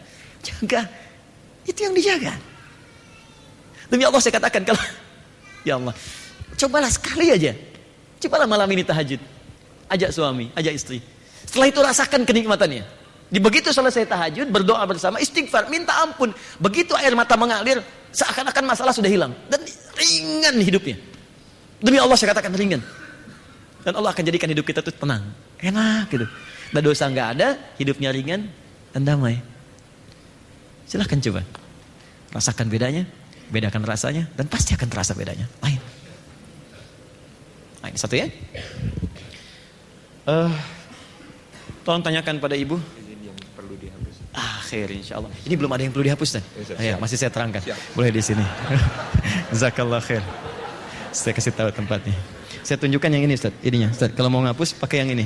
Izin. Enggak, sebenarnya saya mau tunjukkan. Kalau mau ngapus pakai yang ini, yang sebelah sini, Ustaz. Nah, sebelah sini. Ya, jazakallah khair. Jazakallah khair, Ustaz. Fadal. Saya tahu mana yang harus dihapus. Kalau itu enggak. Wah, ini persoalan nih. Saya tuh kenapa saya nggak berikan pada orang? Karena saya takut menghapus yang tidak ingin saya hapus. Sama dengan jihad fisabilillah. Kemudian satu poin. Gak apa-apa Ustaz. Afwan. Saya tidak ingin memberikan beban pada apa yang bisa saya kerjakan sendiri. Syukran. Bismillah. Saya hapus sebentar ya. Allahu Akbar. La ilaha illallah Muhammad sallallahu.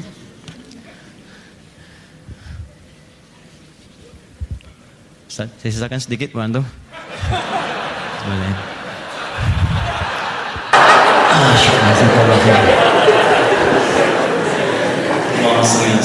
Ini sahabat saya yang bersalin fillah. Semoga Allah kabulkan kita di surga insyaallah. Sudah bisa hapusnya hilang. kembali ya sambil beliau. Nanti Ustaz tolong kalau saya keliru urusannya. Baik, ya kita sama-sama kembali lagi. Jadi yang pertama, coba hari ini tanya ibu, telepon aja. Dan katakan, Ma, minta maaf ya kalau selama ini salah. Itu kalimat itu tuh enak loh, di hatinya tuh indah. Dan orang tua tuh langsung ada sentuhan sendiri. Tiba-tiba air mata keluar aja gitu. Kalau sudah wafat berdoa. Minta malam, ya Allah, jika aku pernah berbuat maksiat dalam keadaan ibuku hidup atau ayahku masih hidup, mohon ampuni aku dan kedua orang tuaku. Minta. Ya, terus anak-anak dilihat. Nah, nanti cirinya begini. Saya tutup sebentar. Cirinya, kalau dosa sudah diampuni, ciri yang diampuni dosanya oleh Allah akan dijaga dari perbuatan maksiat lagi. Dijaga. Dia nggak punya kemampuan berbuat maksiat. Misal, dosa mata ya, terus dihapus oleh Allah kesalahannya, gugur. Maka mata itu akan dijaga oleh Allah, tidak berbuat maksiat lagi. Makanya semua kalimat tobat dalam Al-Quran itu seringkali diiringi dengan kata islah. Taba wa aslaha. Tobat kemudian jadi baik. Ya. Telinga, alhamdulillah. Jadi kalau dengar yang kurang bagus, mau menghapus juga ibu silakan. Oh iya, baik silakan.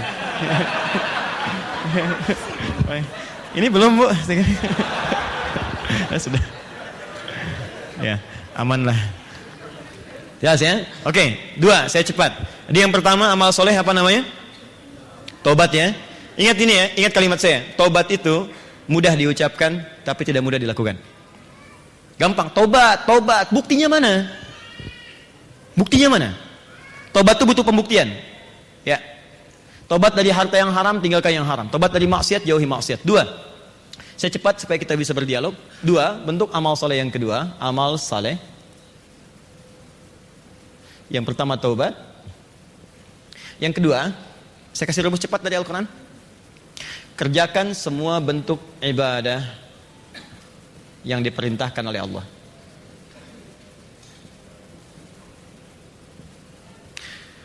Saya kasih rumus cepatnya. Perhatikan baik-baik. Teman-teman, kalau Anda bertanya, Ustaz, bentuk ibadahnya apa? Supaya saya bisa meningkatkan amalan. Dan saat dikerjakan amalan ini, dia senilai dengan jihad tadi pahalanya. Jadi yang pertama, dosa sudah hilang dengan taubat. Yang kedua, kerjakan semua bentuk amalan, ibadah. Supaya kita mendapatkan nilai yang senilai dengan jihad tadi. Nah, kunci cepatnya adalah, karena ini bentuknya amal soleh, nanti cari kalimat yang bersanding dengan amal soleh dalam Al-Quran. Kalimat itu tiada lain adalah kalimat iman. Setiap Anda menemukan kalimat iman, itu umumnya setelahnya adalah amal soleh. Baik berupa kalimat amal soleh ataupun rincian amalnya. Contoh, Quran surah 103. Wal asr. Innal insana lafi illal ladzina amanu. Kalimat iman wa amilus salihat. Setelah ada kalimat iman, amal soleh. Anda bertanya apa rinciannya? Cari lagi kalimat iman. Dari Al-Baqarah terus sampai dengan An-Nas. Dari Al-Fatihah sampai An-Nas. Kalimat iman pertama Al-Baqarah ayat 3. Alladzina yu'minuna bil ghaib. Iman. Kemudian setelah itu amal soleh rinciannya. Wa yuqimunas salat. Wa mimma razaqnahum yunfiqun infaq. Walladzina yu'minuna bima unzila ilaik. Al-Quran. Cukup 3 ini dulu. Al-Baqarah 183. Ya ayyuhalladzina amanu kutiba alaikumussyam. Hai orang-orang beriman, iman dulu baru puasa. Kutiba alaikumussyam. Ada puasa. Jadi mohon izin, ayo kita keluarkan sekarang semua amalan ini. Mumpung masih ada 7 hari ke depan, teman-teman sekalian, 7 hari. Kalau Anda mengerjakan ini sekarang, maka nilainya, nilai pahalanya bukan 10 lagi, bukan 100, bukan 700. Nilainya senilai dengan jihad. Sudah nggak ada ukuran lagi.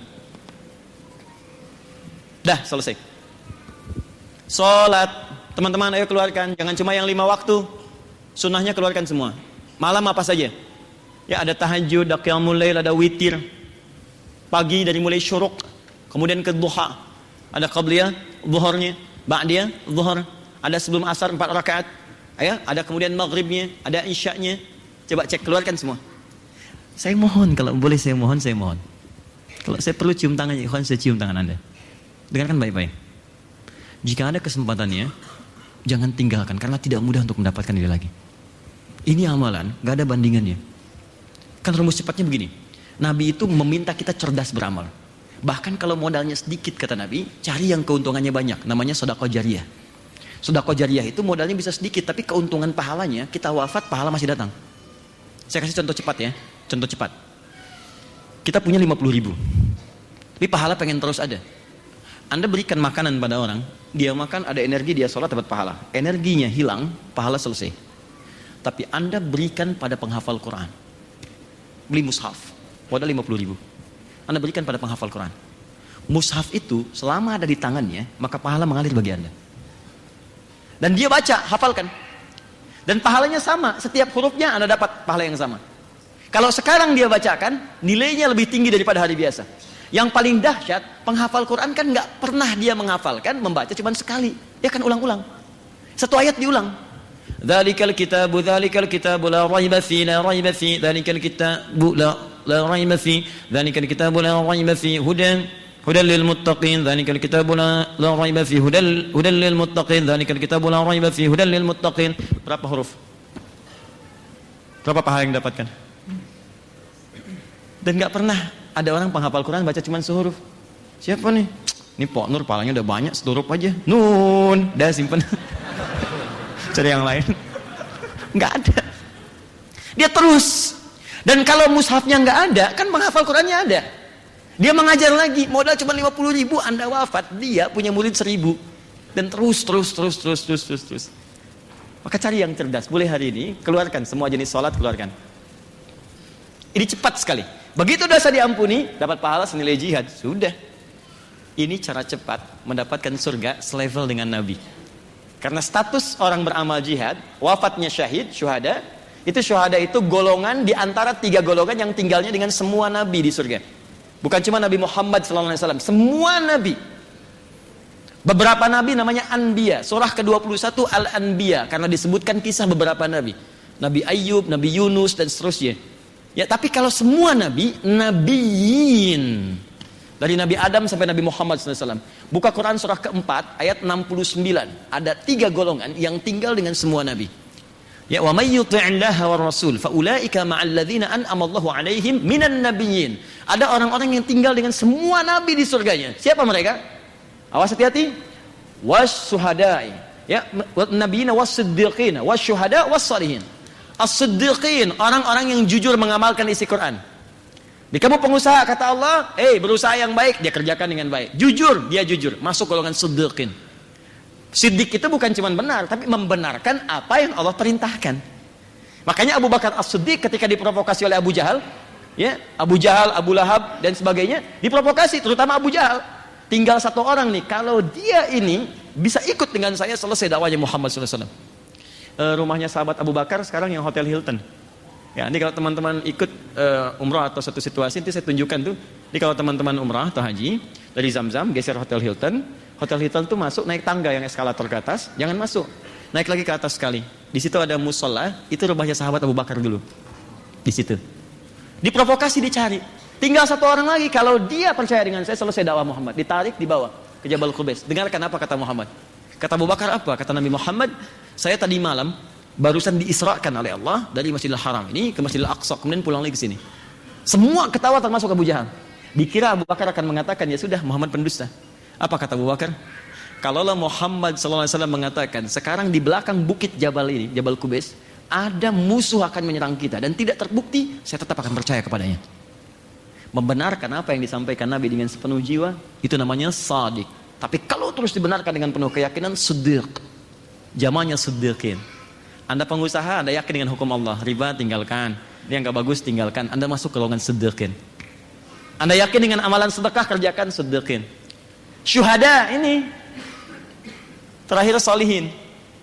Ya, tidak cukup dengan nama, saya Pak Solihin Ustaz, bisa nggak masuk surga dengan Nabi? Tidak. 3 golongan ini. Jadi kalau Anda berhasil wafat saat ini, misalnya wallahu a'lam, wafat sudah amalan tinggi, dosa diampuni karena taubat dan sesurga dengan Nabi sallallahu alaihi wasallam. Enak kalau ditanya, "Akhi, kamu siapa?" "Saya fulan." "Kamu di surga mana?" "Oh, saya dengan Habib fulan, Ustaz fulan, Syekh fulan." "Wah, luar biasa." "Kamu di mana?" "Saya di surga." "Adalah di mana sih?" "Sebelah sana." Karena nggak bisa ngejar, karena levelnya tinggi. Tapi yang tinggi bisa turun ke bawah. Bisa bahkan dikunjungi oleh semua malaikat. Ada di Quran surah ke-13 ayat 23 sampai 24. Dikunjungi semua malaikat. Dahsyat. "Kamu di mana?" "Kamu dengan siapa?" "Depan saya Nabi Ibrahim alaihissalam." Belakang saya Nabi Musa. Samping kiri saya Nabi Yusuf. Masya Allah, ganteng-ganteng Nabi. Dulu ente nonton sinetron ganteng-ganteng serigala. Ini ganteng-ganteng Nabi. Samping kanan saya Nabi Muhammad SAW. Indah. Nah ini amalannya. Terus puncaknya nanti saat Idul Adha. Bagi yang berkurban siapkan izin ya, mengingatkan sebelum kita berdialog, kurang lebih ada 20 menit ke depan atau 15 menit lah ya. Kalau sudah berniat kurban, tolong jangan potong kuku dan rambut yang melekat di tubuh sampai disembelih hewannya. Ya, sampai disembelih hewannya. Memang ada yang berpendapat hewan kurban, tapi saya tidak mohon maaf, tidak condong pada pendapat ini. Yang lebih kuat itu jangan potong kuku dan rambut yang melekat pada orang yang akan berkurbannya. Dalilnya hadis Muslim jilid yang ke-7, kemudian di nomor hadis 1977, paling kanan sebelah atas dari Ummu Salamah radhiyallahu taala anha. Beliau berkata dari Nabi sallallahu alaihi wasallam, "Idza ahalla hilal dzil hijjah wa arada ahadukum an yudhhiya fala yamassanna min sya'rihi wa adfarihi syai'a." Kalau ada seorang di antara Anda ingin berkurban, kemudian tiba awal Dzulhijjah, sudah siap dengan hewan kurbannya. Jadi teman-teman sudah siap, sudah beli nih, sudah bayar. Maka jangan sentuh, jangan potong semua rambut yang melekat pada tubuhnya dari rambut sampai bagian bawah plus kuku. Ya, jangan disentuh sampai hewan kurban disembelih. Begitu selesai, terus berdoa tadi, baru kemudian kita boleh cukur, boleh potong. Apa hikmahnya? Supaya Allah berkenan mengampuni semua dosa dari ujung kepala sampai ujung kaki di kukunya. Khawatirnya sebelum diampuni terpisah itu dan pernah berbuat maksiat bersaksi di hadapan Allah. Walaupun diampuni juga, cuman dia bersaksi. Mirip orang masuk pengadilan, dibuka semuanya, cuman vonisnya bebas. Vonis bebas, cuman dibuka. Ada orang yang bersaksi semua di hadapan Allah, cuman ditutup oleh Allah. Tapi kan malu juga di hadapan Allah dibuka. Lebih baik tempat SP3 kan? Nggak dibahas, selesai. Dipotong semua, habiskan semua. Begitu di sana membaca Bismillahi Allahu Akbar, lontar jumrah, di sini menyembelih. Sifat hewani kita sembelih. Bismillahi Allahu Akbar dengan bacaan yang sama. Tanggalnya sama, 10. Bismillahi Allahu Akbar. Baru menghadap ke kiblat, inni wajjahtu wajhiya lilladzi fataras samawati wal arda hanifan musliman wa ana minal musyrikin. Inna salati wa nusuki wa mahyaya wa mamati lillahi rabbil alamin. La syarika lahu bidzalika umirtu wa ana. Banyak diucapkan, tapi yang jarang masuk ke hati. Ya Allah, hari ini aku pasrahkan diriku sepenuh hati dan jiwaku, sepenuh diriku. Jika aku pernah beramal sampai dengan korbanku saat ini, maka semua aku niatkan untukmu ya Allah. Ya Allah, jika aku masih ada punya kesempatan hidup dari mulai saat ini, maka mohon bimbing aku lebih baik daripada hari sebelumnya. Tapi jika aku wafat hari ini ya Allah, mau mati, mohon jadikan wafatku wafat yang baik dalam hari ini. Jika engkau masih berikan aku kesempatan untuk menjalani kehidupan, aku berjanji mulai detik ini, aku akan tunduk patuh pada semua ketentuan. Wa ana minal muslimin atau wa ana awwalul muslimin. Kalau ada orang pertama yang akan tunduk, aku sekarang orang pertama yang akan tunduk ya Allah. Aku berjanji akan jadi muslim yang lebih baik lagi daripada hari sebelumnya. Tidak cukup dengan amin, itu harus kita lakukan. Sembelih hewannya, hadirkan kekuatannya, dan rasakan hasilnya. Nah itu yang saya sampaikan kesempatan kali ini. Saya mohon izin saya simpan dulu untuk fikih salat, karena saya khawatir kita ketemu bulan depan atau mungkin tidak ketemu tapi kita tidak ingat dengan amalan ini. Ya, selebihnya kita diskusi sejenak teman-teman sekalian. Ada waktu mungkin sekitar 10 menit, 15 menit. Ya, sekitar 15 menit ya paling maksimal sebelum masuk ke zuhur. Kalau ada yang kurang jelas atau ingin meluruskan, ingin mengoreksi, saya perkenankan dan kita bisa berdialog untuk itu. Ada pertanyaan? Saya mau tanya sebentar. Jelas saya? Jelas. Paham? Oh, siap mengamalkan? Oh, yakin dengan isi Quran? Siap mengamalkan? Saya cek ya. Boleh saya cek ya. Quran surah kelima ayat 100 sampai 101. Ya ayyuhalladzina amanu, hai orang-orang yang sudah menyatakan beriman kepada Allah, la tas'alu an asya'a in tubdalakum tasu'kum. Jika uraian sudah jelas disampaikan, maka jangan banyak dipertanyakan lagi. Khawatir banyaknya pertanyaan itu yang jelas nanti menjadi semakin tidak jelas. Yakin dengan Al-Quran? Siap mengamalkan? Jelas uraian saya?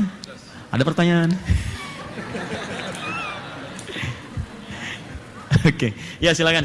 Kalau ada yang tidak terkait dengan hal ini boleh. Saya punya waktu 10 menit ke depan. Saya nanti mohon izin. Baik teman-teman, ada yang ingin bertanya? Silakan. Wah. Assalamualaikum Ustaz. Assalamualaikum warahmatullahi wabarakatuh. Nama saya Monty. Saya cuman pertanyaannya nggak terkait sama ini, boleh ya Ustaz? Oke, boleh. Profesi saya sebenarnya kan saya 3D artis ya Ustaz ya. Saya cuman mau nanya mengenai Saya pernah dengar ceramah Ustadz juga mengenai hukum-hukum soal dunia yang menghidupkan nyawa itu. Cuman kan kesini-sini alhamdulillah munculnya konten-konten baik mengenai animasi ya Ustadz ya. Iya. Apalagi saya juga pernah dengar dari beberapa sahabat saya kayak ada ulama Syekh Yusuf Qaradawi, dia pernah bilang apabila ada konten-konten yang tidak baik, kenapa nggak dilawan dengan konten-konten baik, apalagi di dunia entertainment.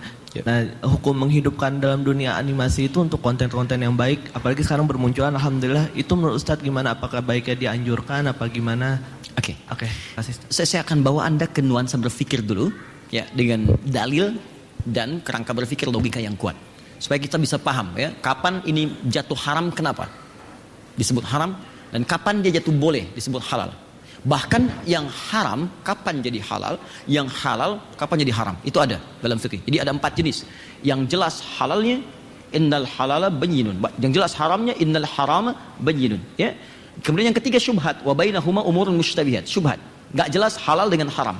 Nanti yang paling menarik yang keempat, ada yang halal jadi haram, ada yang haram jadi halal, ya, dalam keadaan yang sifatnya disebut dengan darurat. Nah, saya mau bicara dulu tentang konteks pertanyaan Anda.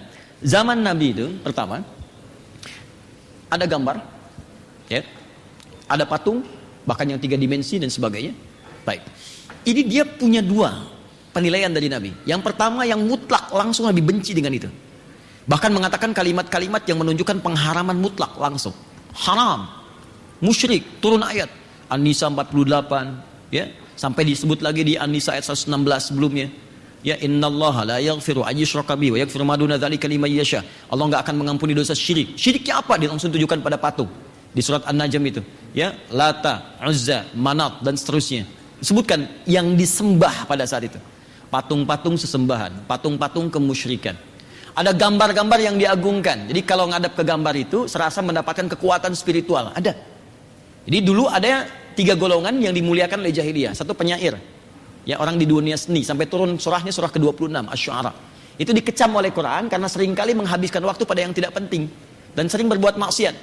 Misal ayat 224 Quran surah ke-26, wasyu'ara'u yattabi'uhumul ghawun. Ayat 225-nya, alam tara annahum fi kulli wadin yahimun. Para penyair itu, orang yang pembuat lirik-lirik, ya, seni-seni di masa itu jahiliyah, dia sering menghabiskan waktu pada yang tidak berguna, kata Allah. Pergi ke lembah-lembah, sampai lupa dengan istri, lupa dengan anak, lupa dengan keluarga, cuma nyari inspirasi. Setelah datang ilham, kadang minta bantuan jin, balik lagi bikin lirik. Terus cuma disampaikan aja jadi angan-angan. Maka dikenal Imrul Qais, ada Al-Khutai'ah, Nabi Guh Az-Zibyani. Bikinlah karya-karya yang paling hebat, dituliskan kemudian dengan tinta emas, ditempelkan di Ka'bah, disebut mu'allaqatus sab'ah. Contoh Imrul Qais, kibanab min dzikra habibin wa manzili bi saqtili wa bainad dakhuli fa haumali, tempel. Nanti di masa Islam diganti ini dengan kain kiswah, dituliskan dengan Al-Quran dengan tinta emas sampai sekarang. Yang paling menarik, ketika mereka berperilaku ini, Quran tidak langsung mengecam sampai di situ. Ayatnya belum selesai. Sampai ayat 227-nya langsung muncul kalimat illalladzina amanu wa amilus shalihat. Kecuali penyair-penyair beriman yang dia membuat lirik-lirik menjadi amal saleh. Maka muncul Hasan bin Thabit, di sana membuat ejekan tentang Islam, di sini membuat puisi membela Islam. Di sana bikin lirik mencela Islam, di sini bikin lirik kemudian memuji Nabi, memuji Allah dan mempertahankan Islam. Dan itu diakui oleh Al-Quran, ditetapkan sebagai syairun Nabi, pujangganya Nabi sallallahu alaihi wasallam, artisnya Nabi. Oke, sisi lain ada langsung bidang-bidang tadi, gambar, ya, kemudian patung, yang sama dimensi, bahkan 3 dimensi, 4 dimensi. Aisyah radhiyallahu taala anha punya mainan dumyah, boneka dari kuda-kudaan. Ada.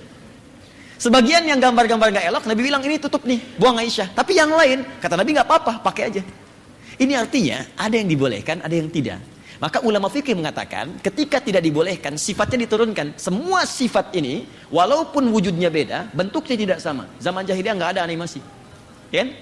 Yang ada real, nyata. Sekarang ada, tapi sifatnya sama. Sifatnya kemusyrikan, film kartun, tapi dikenalkan dengan unsur agama lain. Dibawa jadi pahlawan, tapi isinya ajakan untuk menyembah kepada, maaf ya, kepercayaan lain dan sebagainya. Itu nggak boleh, haram hukumnya.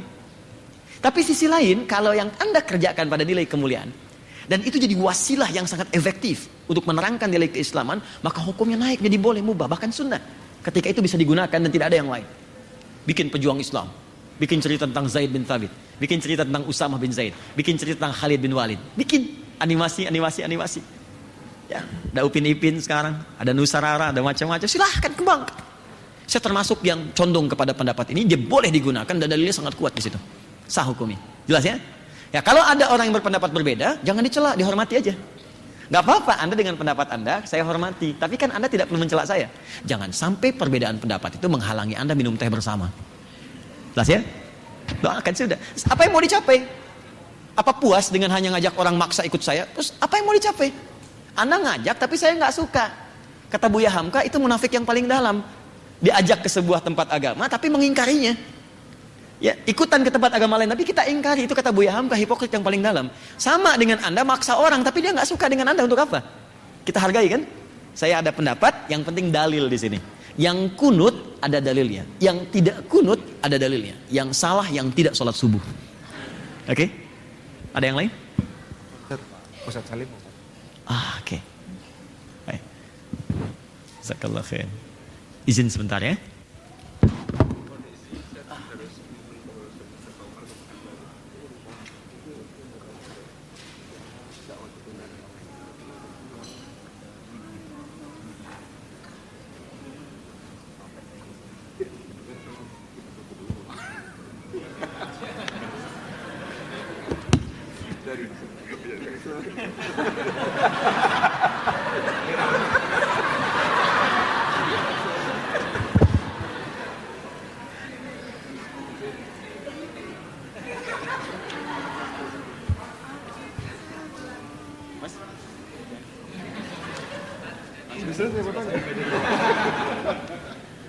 Ustaz, apa Ustaz? Ustaz Salim.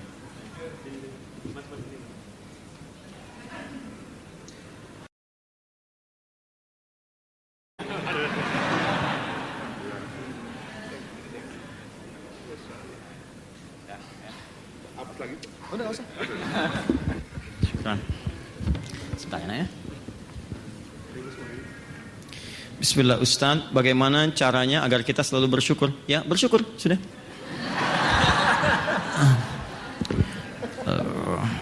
Apakah kufur itu tergolong maksiat karena sebagai manusia sering merasa tidak tenang? Dalilnya Quran surah ke-14 ayat ke-7. La in syakartum la azidannakum wa la in kafartum inna adzabi lasyadid. Cara bersyukur itu sederhananya adalah mengoptimalkan nikmat yang Allah berikan kepada kita sesuai dengan ketentuan yang telah Allah tetapkan. Saya ulang ya. Ingat, bersyukur bukan mengucapkan sekedar alhamdulillah, tapi mengoptimalkan nikmat yang Allah berikan kepada kita dengan cara menggunakannya sesuai dengan ketentuan yang Allah tetapkan. Contoh, saya ingin bersyukur dengan mata saya. Maka bagaimana caranya? Gunakan sesuai ketentuan Allah. Kata Allah, jangan lihat maksiat yang buruk. Palingkan.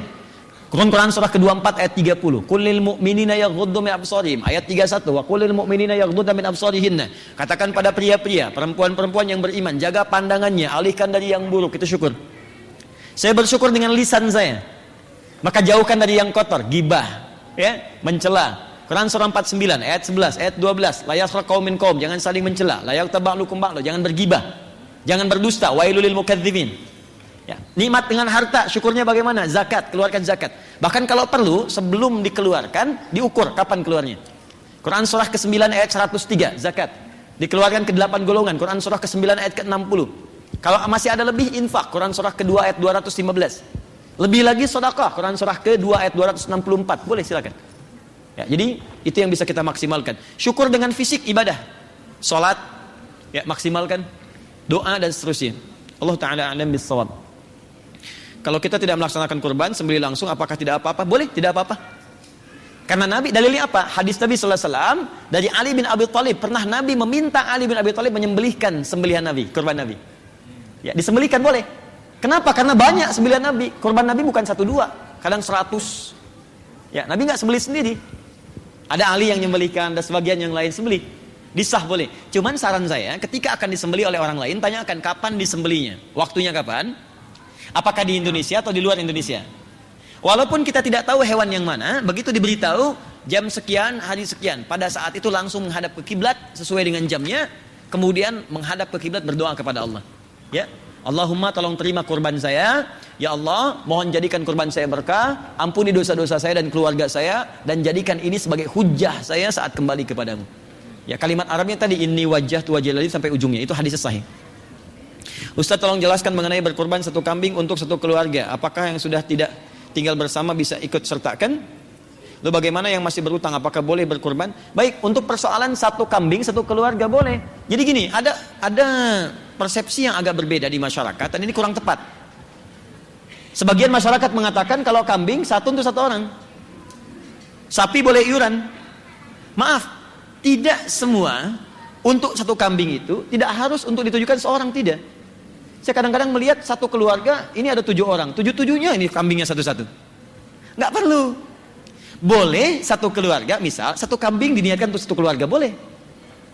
Ya, jadi nggak usah kemudian diseling. Ini tahun ini si fulan, tahun ini si fulan, tidak. Kalau anggarannya cukup untuk satu-satu, silakan satu-satu.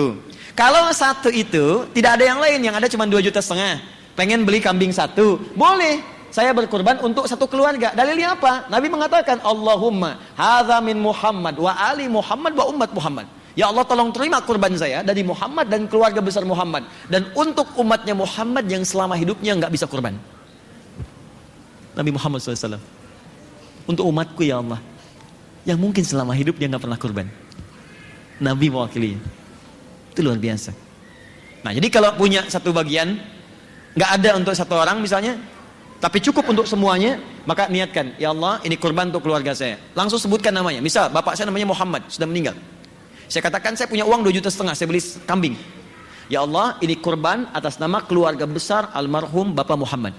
Maka ibu saya ikut, kakak saya ikut, adik saya ikut di situ. Ya, jelas ya? Baik. Kalau nggak tinggal serumah, boleh, nggak apa-apa. Ya, Anda dengan saudara nggak tinggal serumah dan yakin keluarga besar, nggak apa-apa. Ya, kalau ada rezeki lebih, silahkan misalnya. Ya, sapi untuk satu keluarga besar. Atau per orang mau diperorangkan, boleh, nggak ada larangan, silahkan. Cuman jangan salah persepsi. Sehingga ada yang digilir. Daripada digilir, mendingan disatukan semua tahun ini. Paham ya? Baik, Allah Ta'ala a'lam bis-shawab. Hadis sahih. Terakhir, ada lagi? Oh, ambil yang jauh ya. Silakan Mas. Terima kasih Ustadz. Sama-sama. Assalamualaikum warahmatullahi wabarakatuh. Waalaikumsalam warahmatullahi wabarakatuh. Terakhir tapi 2 pertanyaan Ustadz. Baik. Yang pertama adalah, tadi dikatakan di awal Ustadz bahwa nanti di akhirat nanti banyak manusia yang menyesali bahwa banyak amalan yang tidak dilakukan. Apakah nanti juga banyak manusia di hadapan Allah itu yang tidak menyesali, artinya malah bersyukur sudah melakukan itu? Itu yang pertama. Yang kedua, tahun lalu Ustadz sudah mengurutkan menurut derajatnya sholat-sholat sunnah. Yang saya tanyakan adalah terkait puasa sunnah itu menurut derajatnya. Itu saja Ustadz, terima kasih. Baik. Pertama, tentang penyesalan di hari kiamat. Quran surah ke-75 ayat yang kedua. Ayat pertamanya, la uqsimu biyaumil qiyamah wa la uqsimu bin nafsil lawwamah. Saya bersumpah, kata Allah, dengan kedahsyatan kejadian hari kiamat. Dan saya bersumpah, kata Allah, di saat itu banyak orang menyesali dirinya. Dia mencela dirinya, kenapa saya nggak kerjakan itu? Kenapa saya nggak lakukan? Makanya saya sering katakan, kalau orang masuk neraka menyesal, biarkan dia. Tapi kalau masih ada di dunia, kita doakan, kita ajak. Dimohon izinnya teman-teman, kalau diajak sama kawannya, bro ayo sholat yuk, ukhti sholat yuk, jangan marah ya. Itu tandanya sayang, jangan marah. Kalau belum bisa ikut, minimal jangan dicela. Tapi dia sayang dengan Anda. Dia sayang. Kalau lagi ngajak ke pengajian, bikin status, gak usah dicela. Tumben kamu soleh sekarang, gak usah. Anda yang rugi. Ya, soleh bukan, saya tetap dude. Ya, cuman saya sayang kamu gitu. Aja. Yang menyesal itu nanti, maaf ya, maaf. Dia masuk surga, biasa baca Quran. Ya Allah, kenapa nggak 10 ayat saya bacanya 5 terus? Ya Allah, kenapa nggak 20 saya kok di 10 terus gitu? Karena saat dia masuk surga, temannya yang lebih bagus naik level ke atas. Jadi titipin harta, dia zakat keluar, cuman infak tidak. Temannya rajin infak. Ya Allah, kenapa saya nggak infak dulu ya Allah? Sehingga saya bisa levelnya sama dengan dia. Itu yang dimaksudkan. Ya. Tapi hati-hati, ada juga yang mohon izin, ibadahnya bagus, akhlaknya nggak bagus. Ada, jadi nggak berimbang. Ibadahnya bagus, disebut muflis tuh. Nomor hadis 5611 di hadis Muslim, Abu Hurairah. Nah, jadi dia baik tuh, rajin sholat, rajin puasa, cuman mencela juga senang. Ya, maaf berselisih senang. Ada yang bahkan menumpahkan darah. Tu'khadhu hadza min hasanati wa hadza min hasanati. Diambil pahala salatnya, pahala hajinya, pahala infaknya, diberikan pada siapa? Itu yang dicelaknya, yang dikasarinya, yang kadang-kadang diberikan perlakuan zalimnya, itu diambil semua tuh. Makanya kalau sedang dizalimi, jangan menangis, jangan marah. Karena ada transfer pahala kepada Anda. Dari kehidupan kita, itu senang gitu. Ya dunia itu kecil kok, sederhana. Besok meninggal selesai. Saya tuh kadang suka ngetawain orang-orang kalau sedang ngelihat orang bertarung berselisih. Coba ya, 2 orang berselisih mendapatkan mobil, dua-duanya meninggal, nggak ada yang dapat. Ya, saya tuh bingung, ini kenapa sampai begini sih? Meninggal juga gitu. Ini nggak usah disesali, terus harta itu cuma titipan, kedudukan titipan, tuh diambil juga. Dan kalau sudah wafat, gelarnya nggak ikut. Ya, apa ketika dikuburkan gelarnya ikut? Tidak. Bahkan saya pun sudah Adi Hidayat selesai almarhum, sama semua almarhum. Mantan orang kaya sekabupaten Bekasi, mantan orang punya kedudukan di Tanah Kusir, Masya Allah. Harap-harap wafat di Tanah Suci, wafat di Tanah Kusir. Oke ya, satu itu. Oke. Dan apakah ada orang bersyukur di luar yang lain? Tidak. Menyesal di yang lain? Tidak. Yang tadi saja. Kemudian amalan sunnah untuk puasa diurutkan berdasarkan prioritasnya. Prioritas yang paling tinggi adalah berdasarkan waktu, mura'atut tauqid, waktu yang jarang muncul. Makanya kalau bersamaan dengan yang sering muncul, yang jarang didahulukan. Misal, Senin Kamis kan sering muncul kan? Tapi kan puasa Asyura, puasa Arafah jarang kan? Makanya ketika Senin Kamis bertepatan dengan Arafah, Arafah hari Kamis, niatkannya Arafahnya, bukan Kamisnya. Tapi berita baiknya, begitu niat Arafah, Kamisnya dituliskan pahalanya sempurna. Walaupun tidak mengerjakannya. Bagi yang rutin, apa hadisnya Ustaz? Al-Bukhari.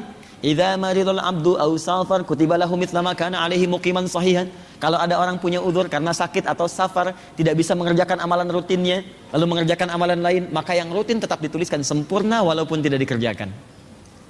Akhwat sedang dalam keadaan suci, rajin baca Quran, rajin sholat sunnah, begitu tiba masa haidnya, maka semua amalnya dituliskan pahalanya walaupun tidak mengerjakannya.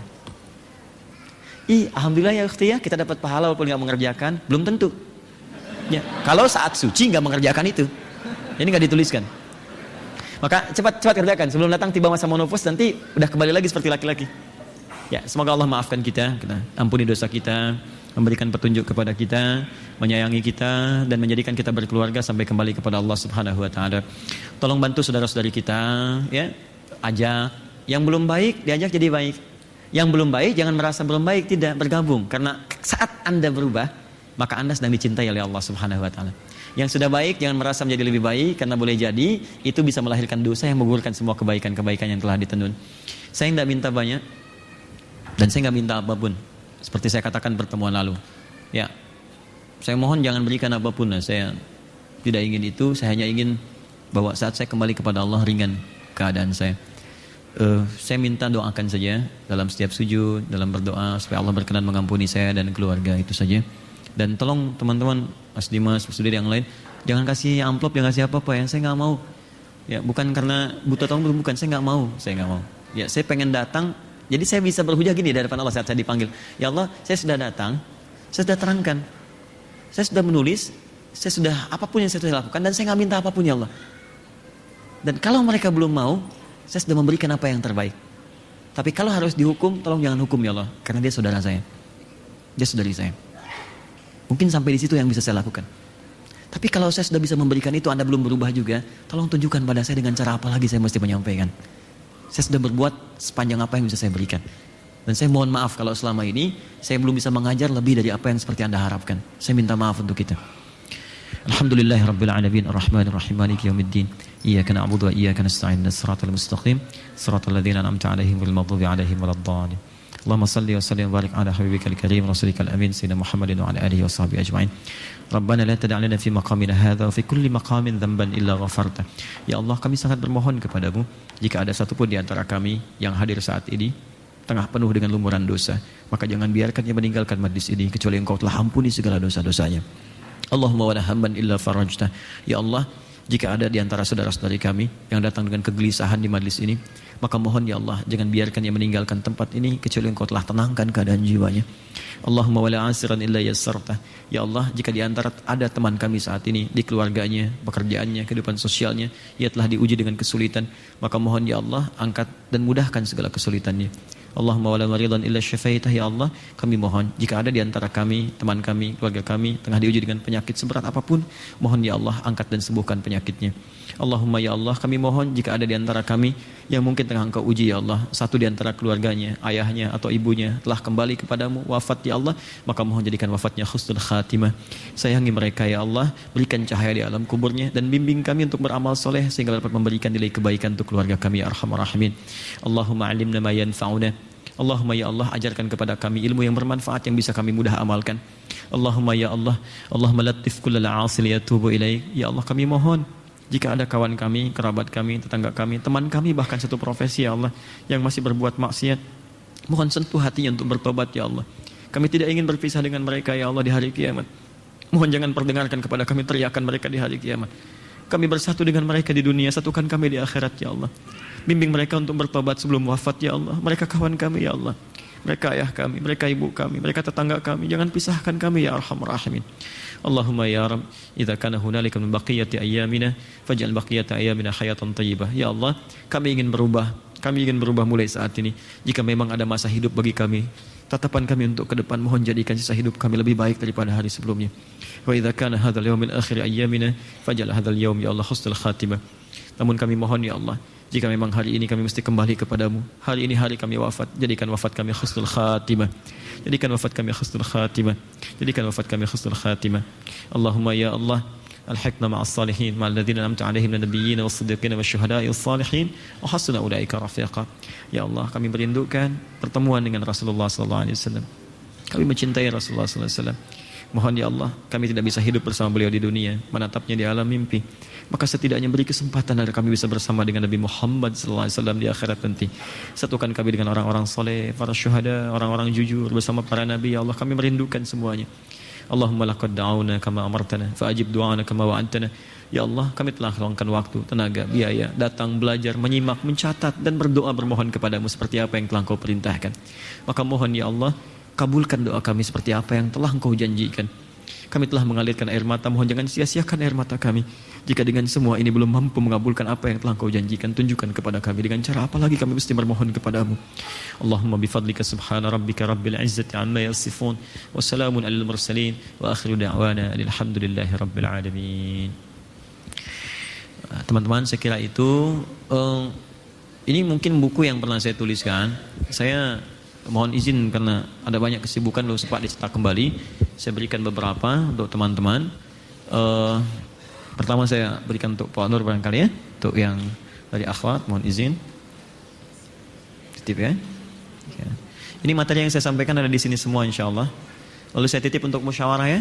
Musyawarah, titip nanti kalau ada yang mau baca-baca boleh disampaikan ya, baik ikhwan ataupun akhwat supaya bisa diterima. Ini ada 3 ya, insyaallah. Baik, nanti untuk yang lainnya kalau saya cetak saya bagikan satu-satu insyaallah ya. Nanti saya bagikan satu-satu. Saya coba nanti ada buku-buku yang mungkin saya bisa cetak kembali, nanti kita bagikan supaya teman-teman bisa baca.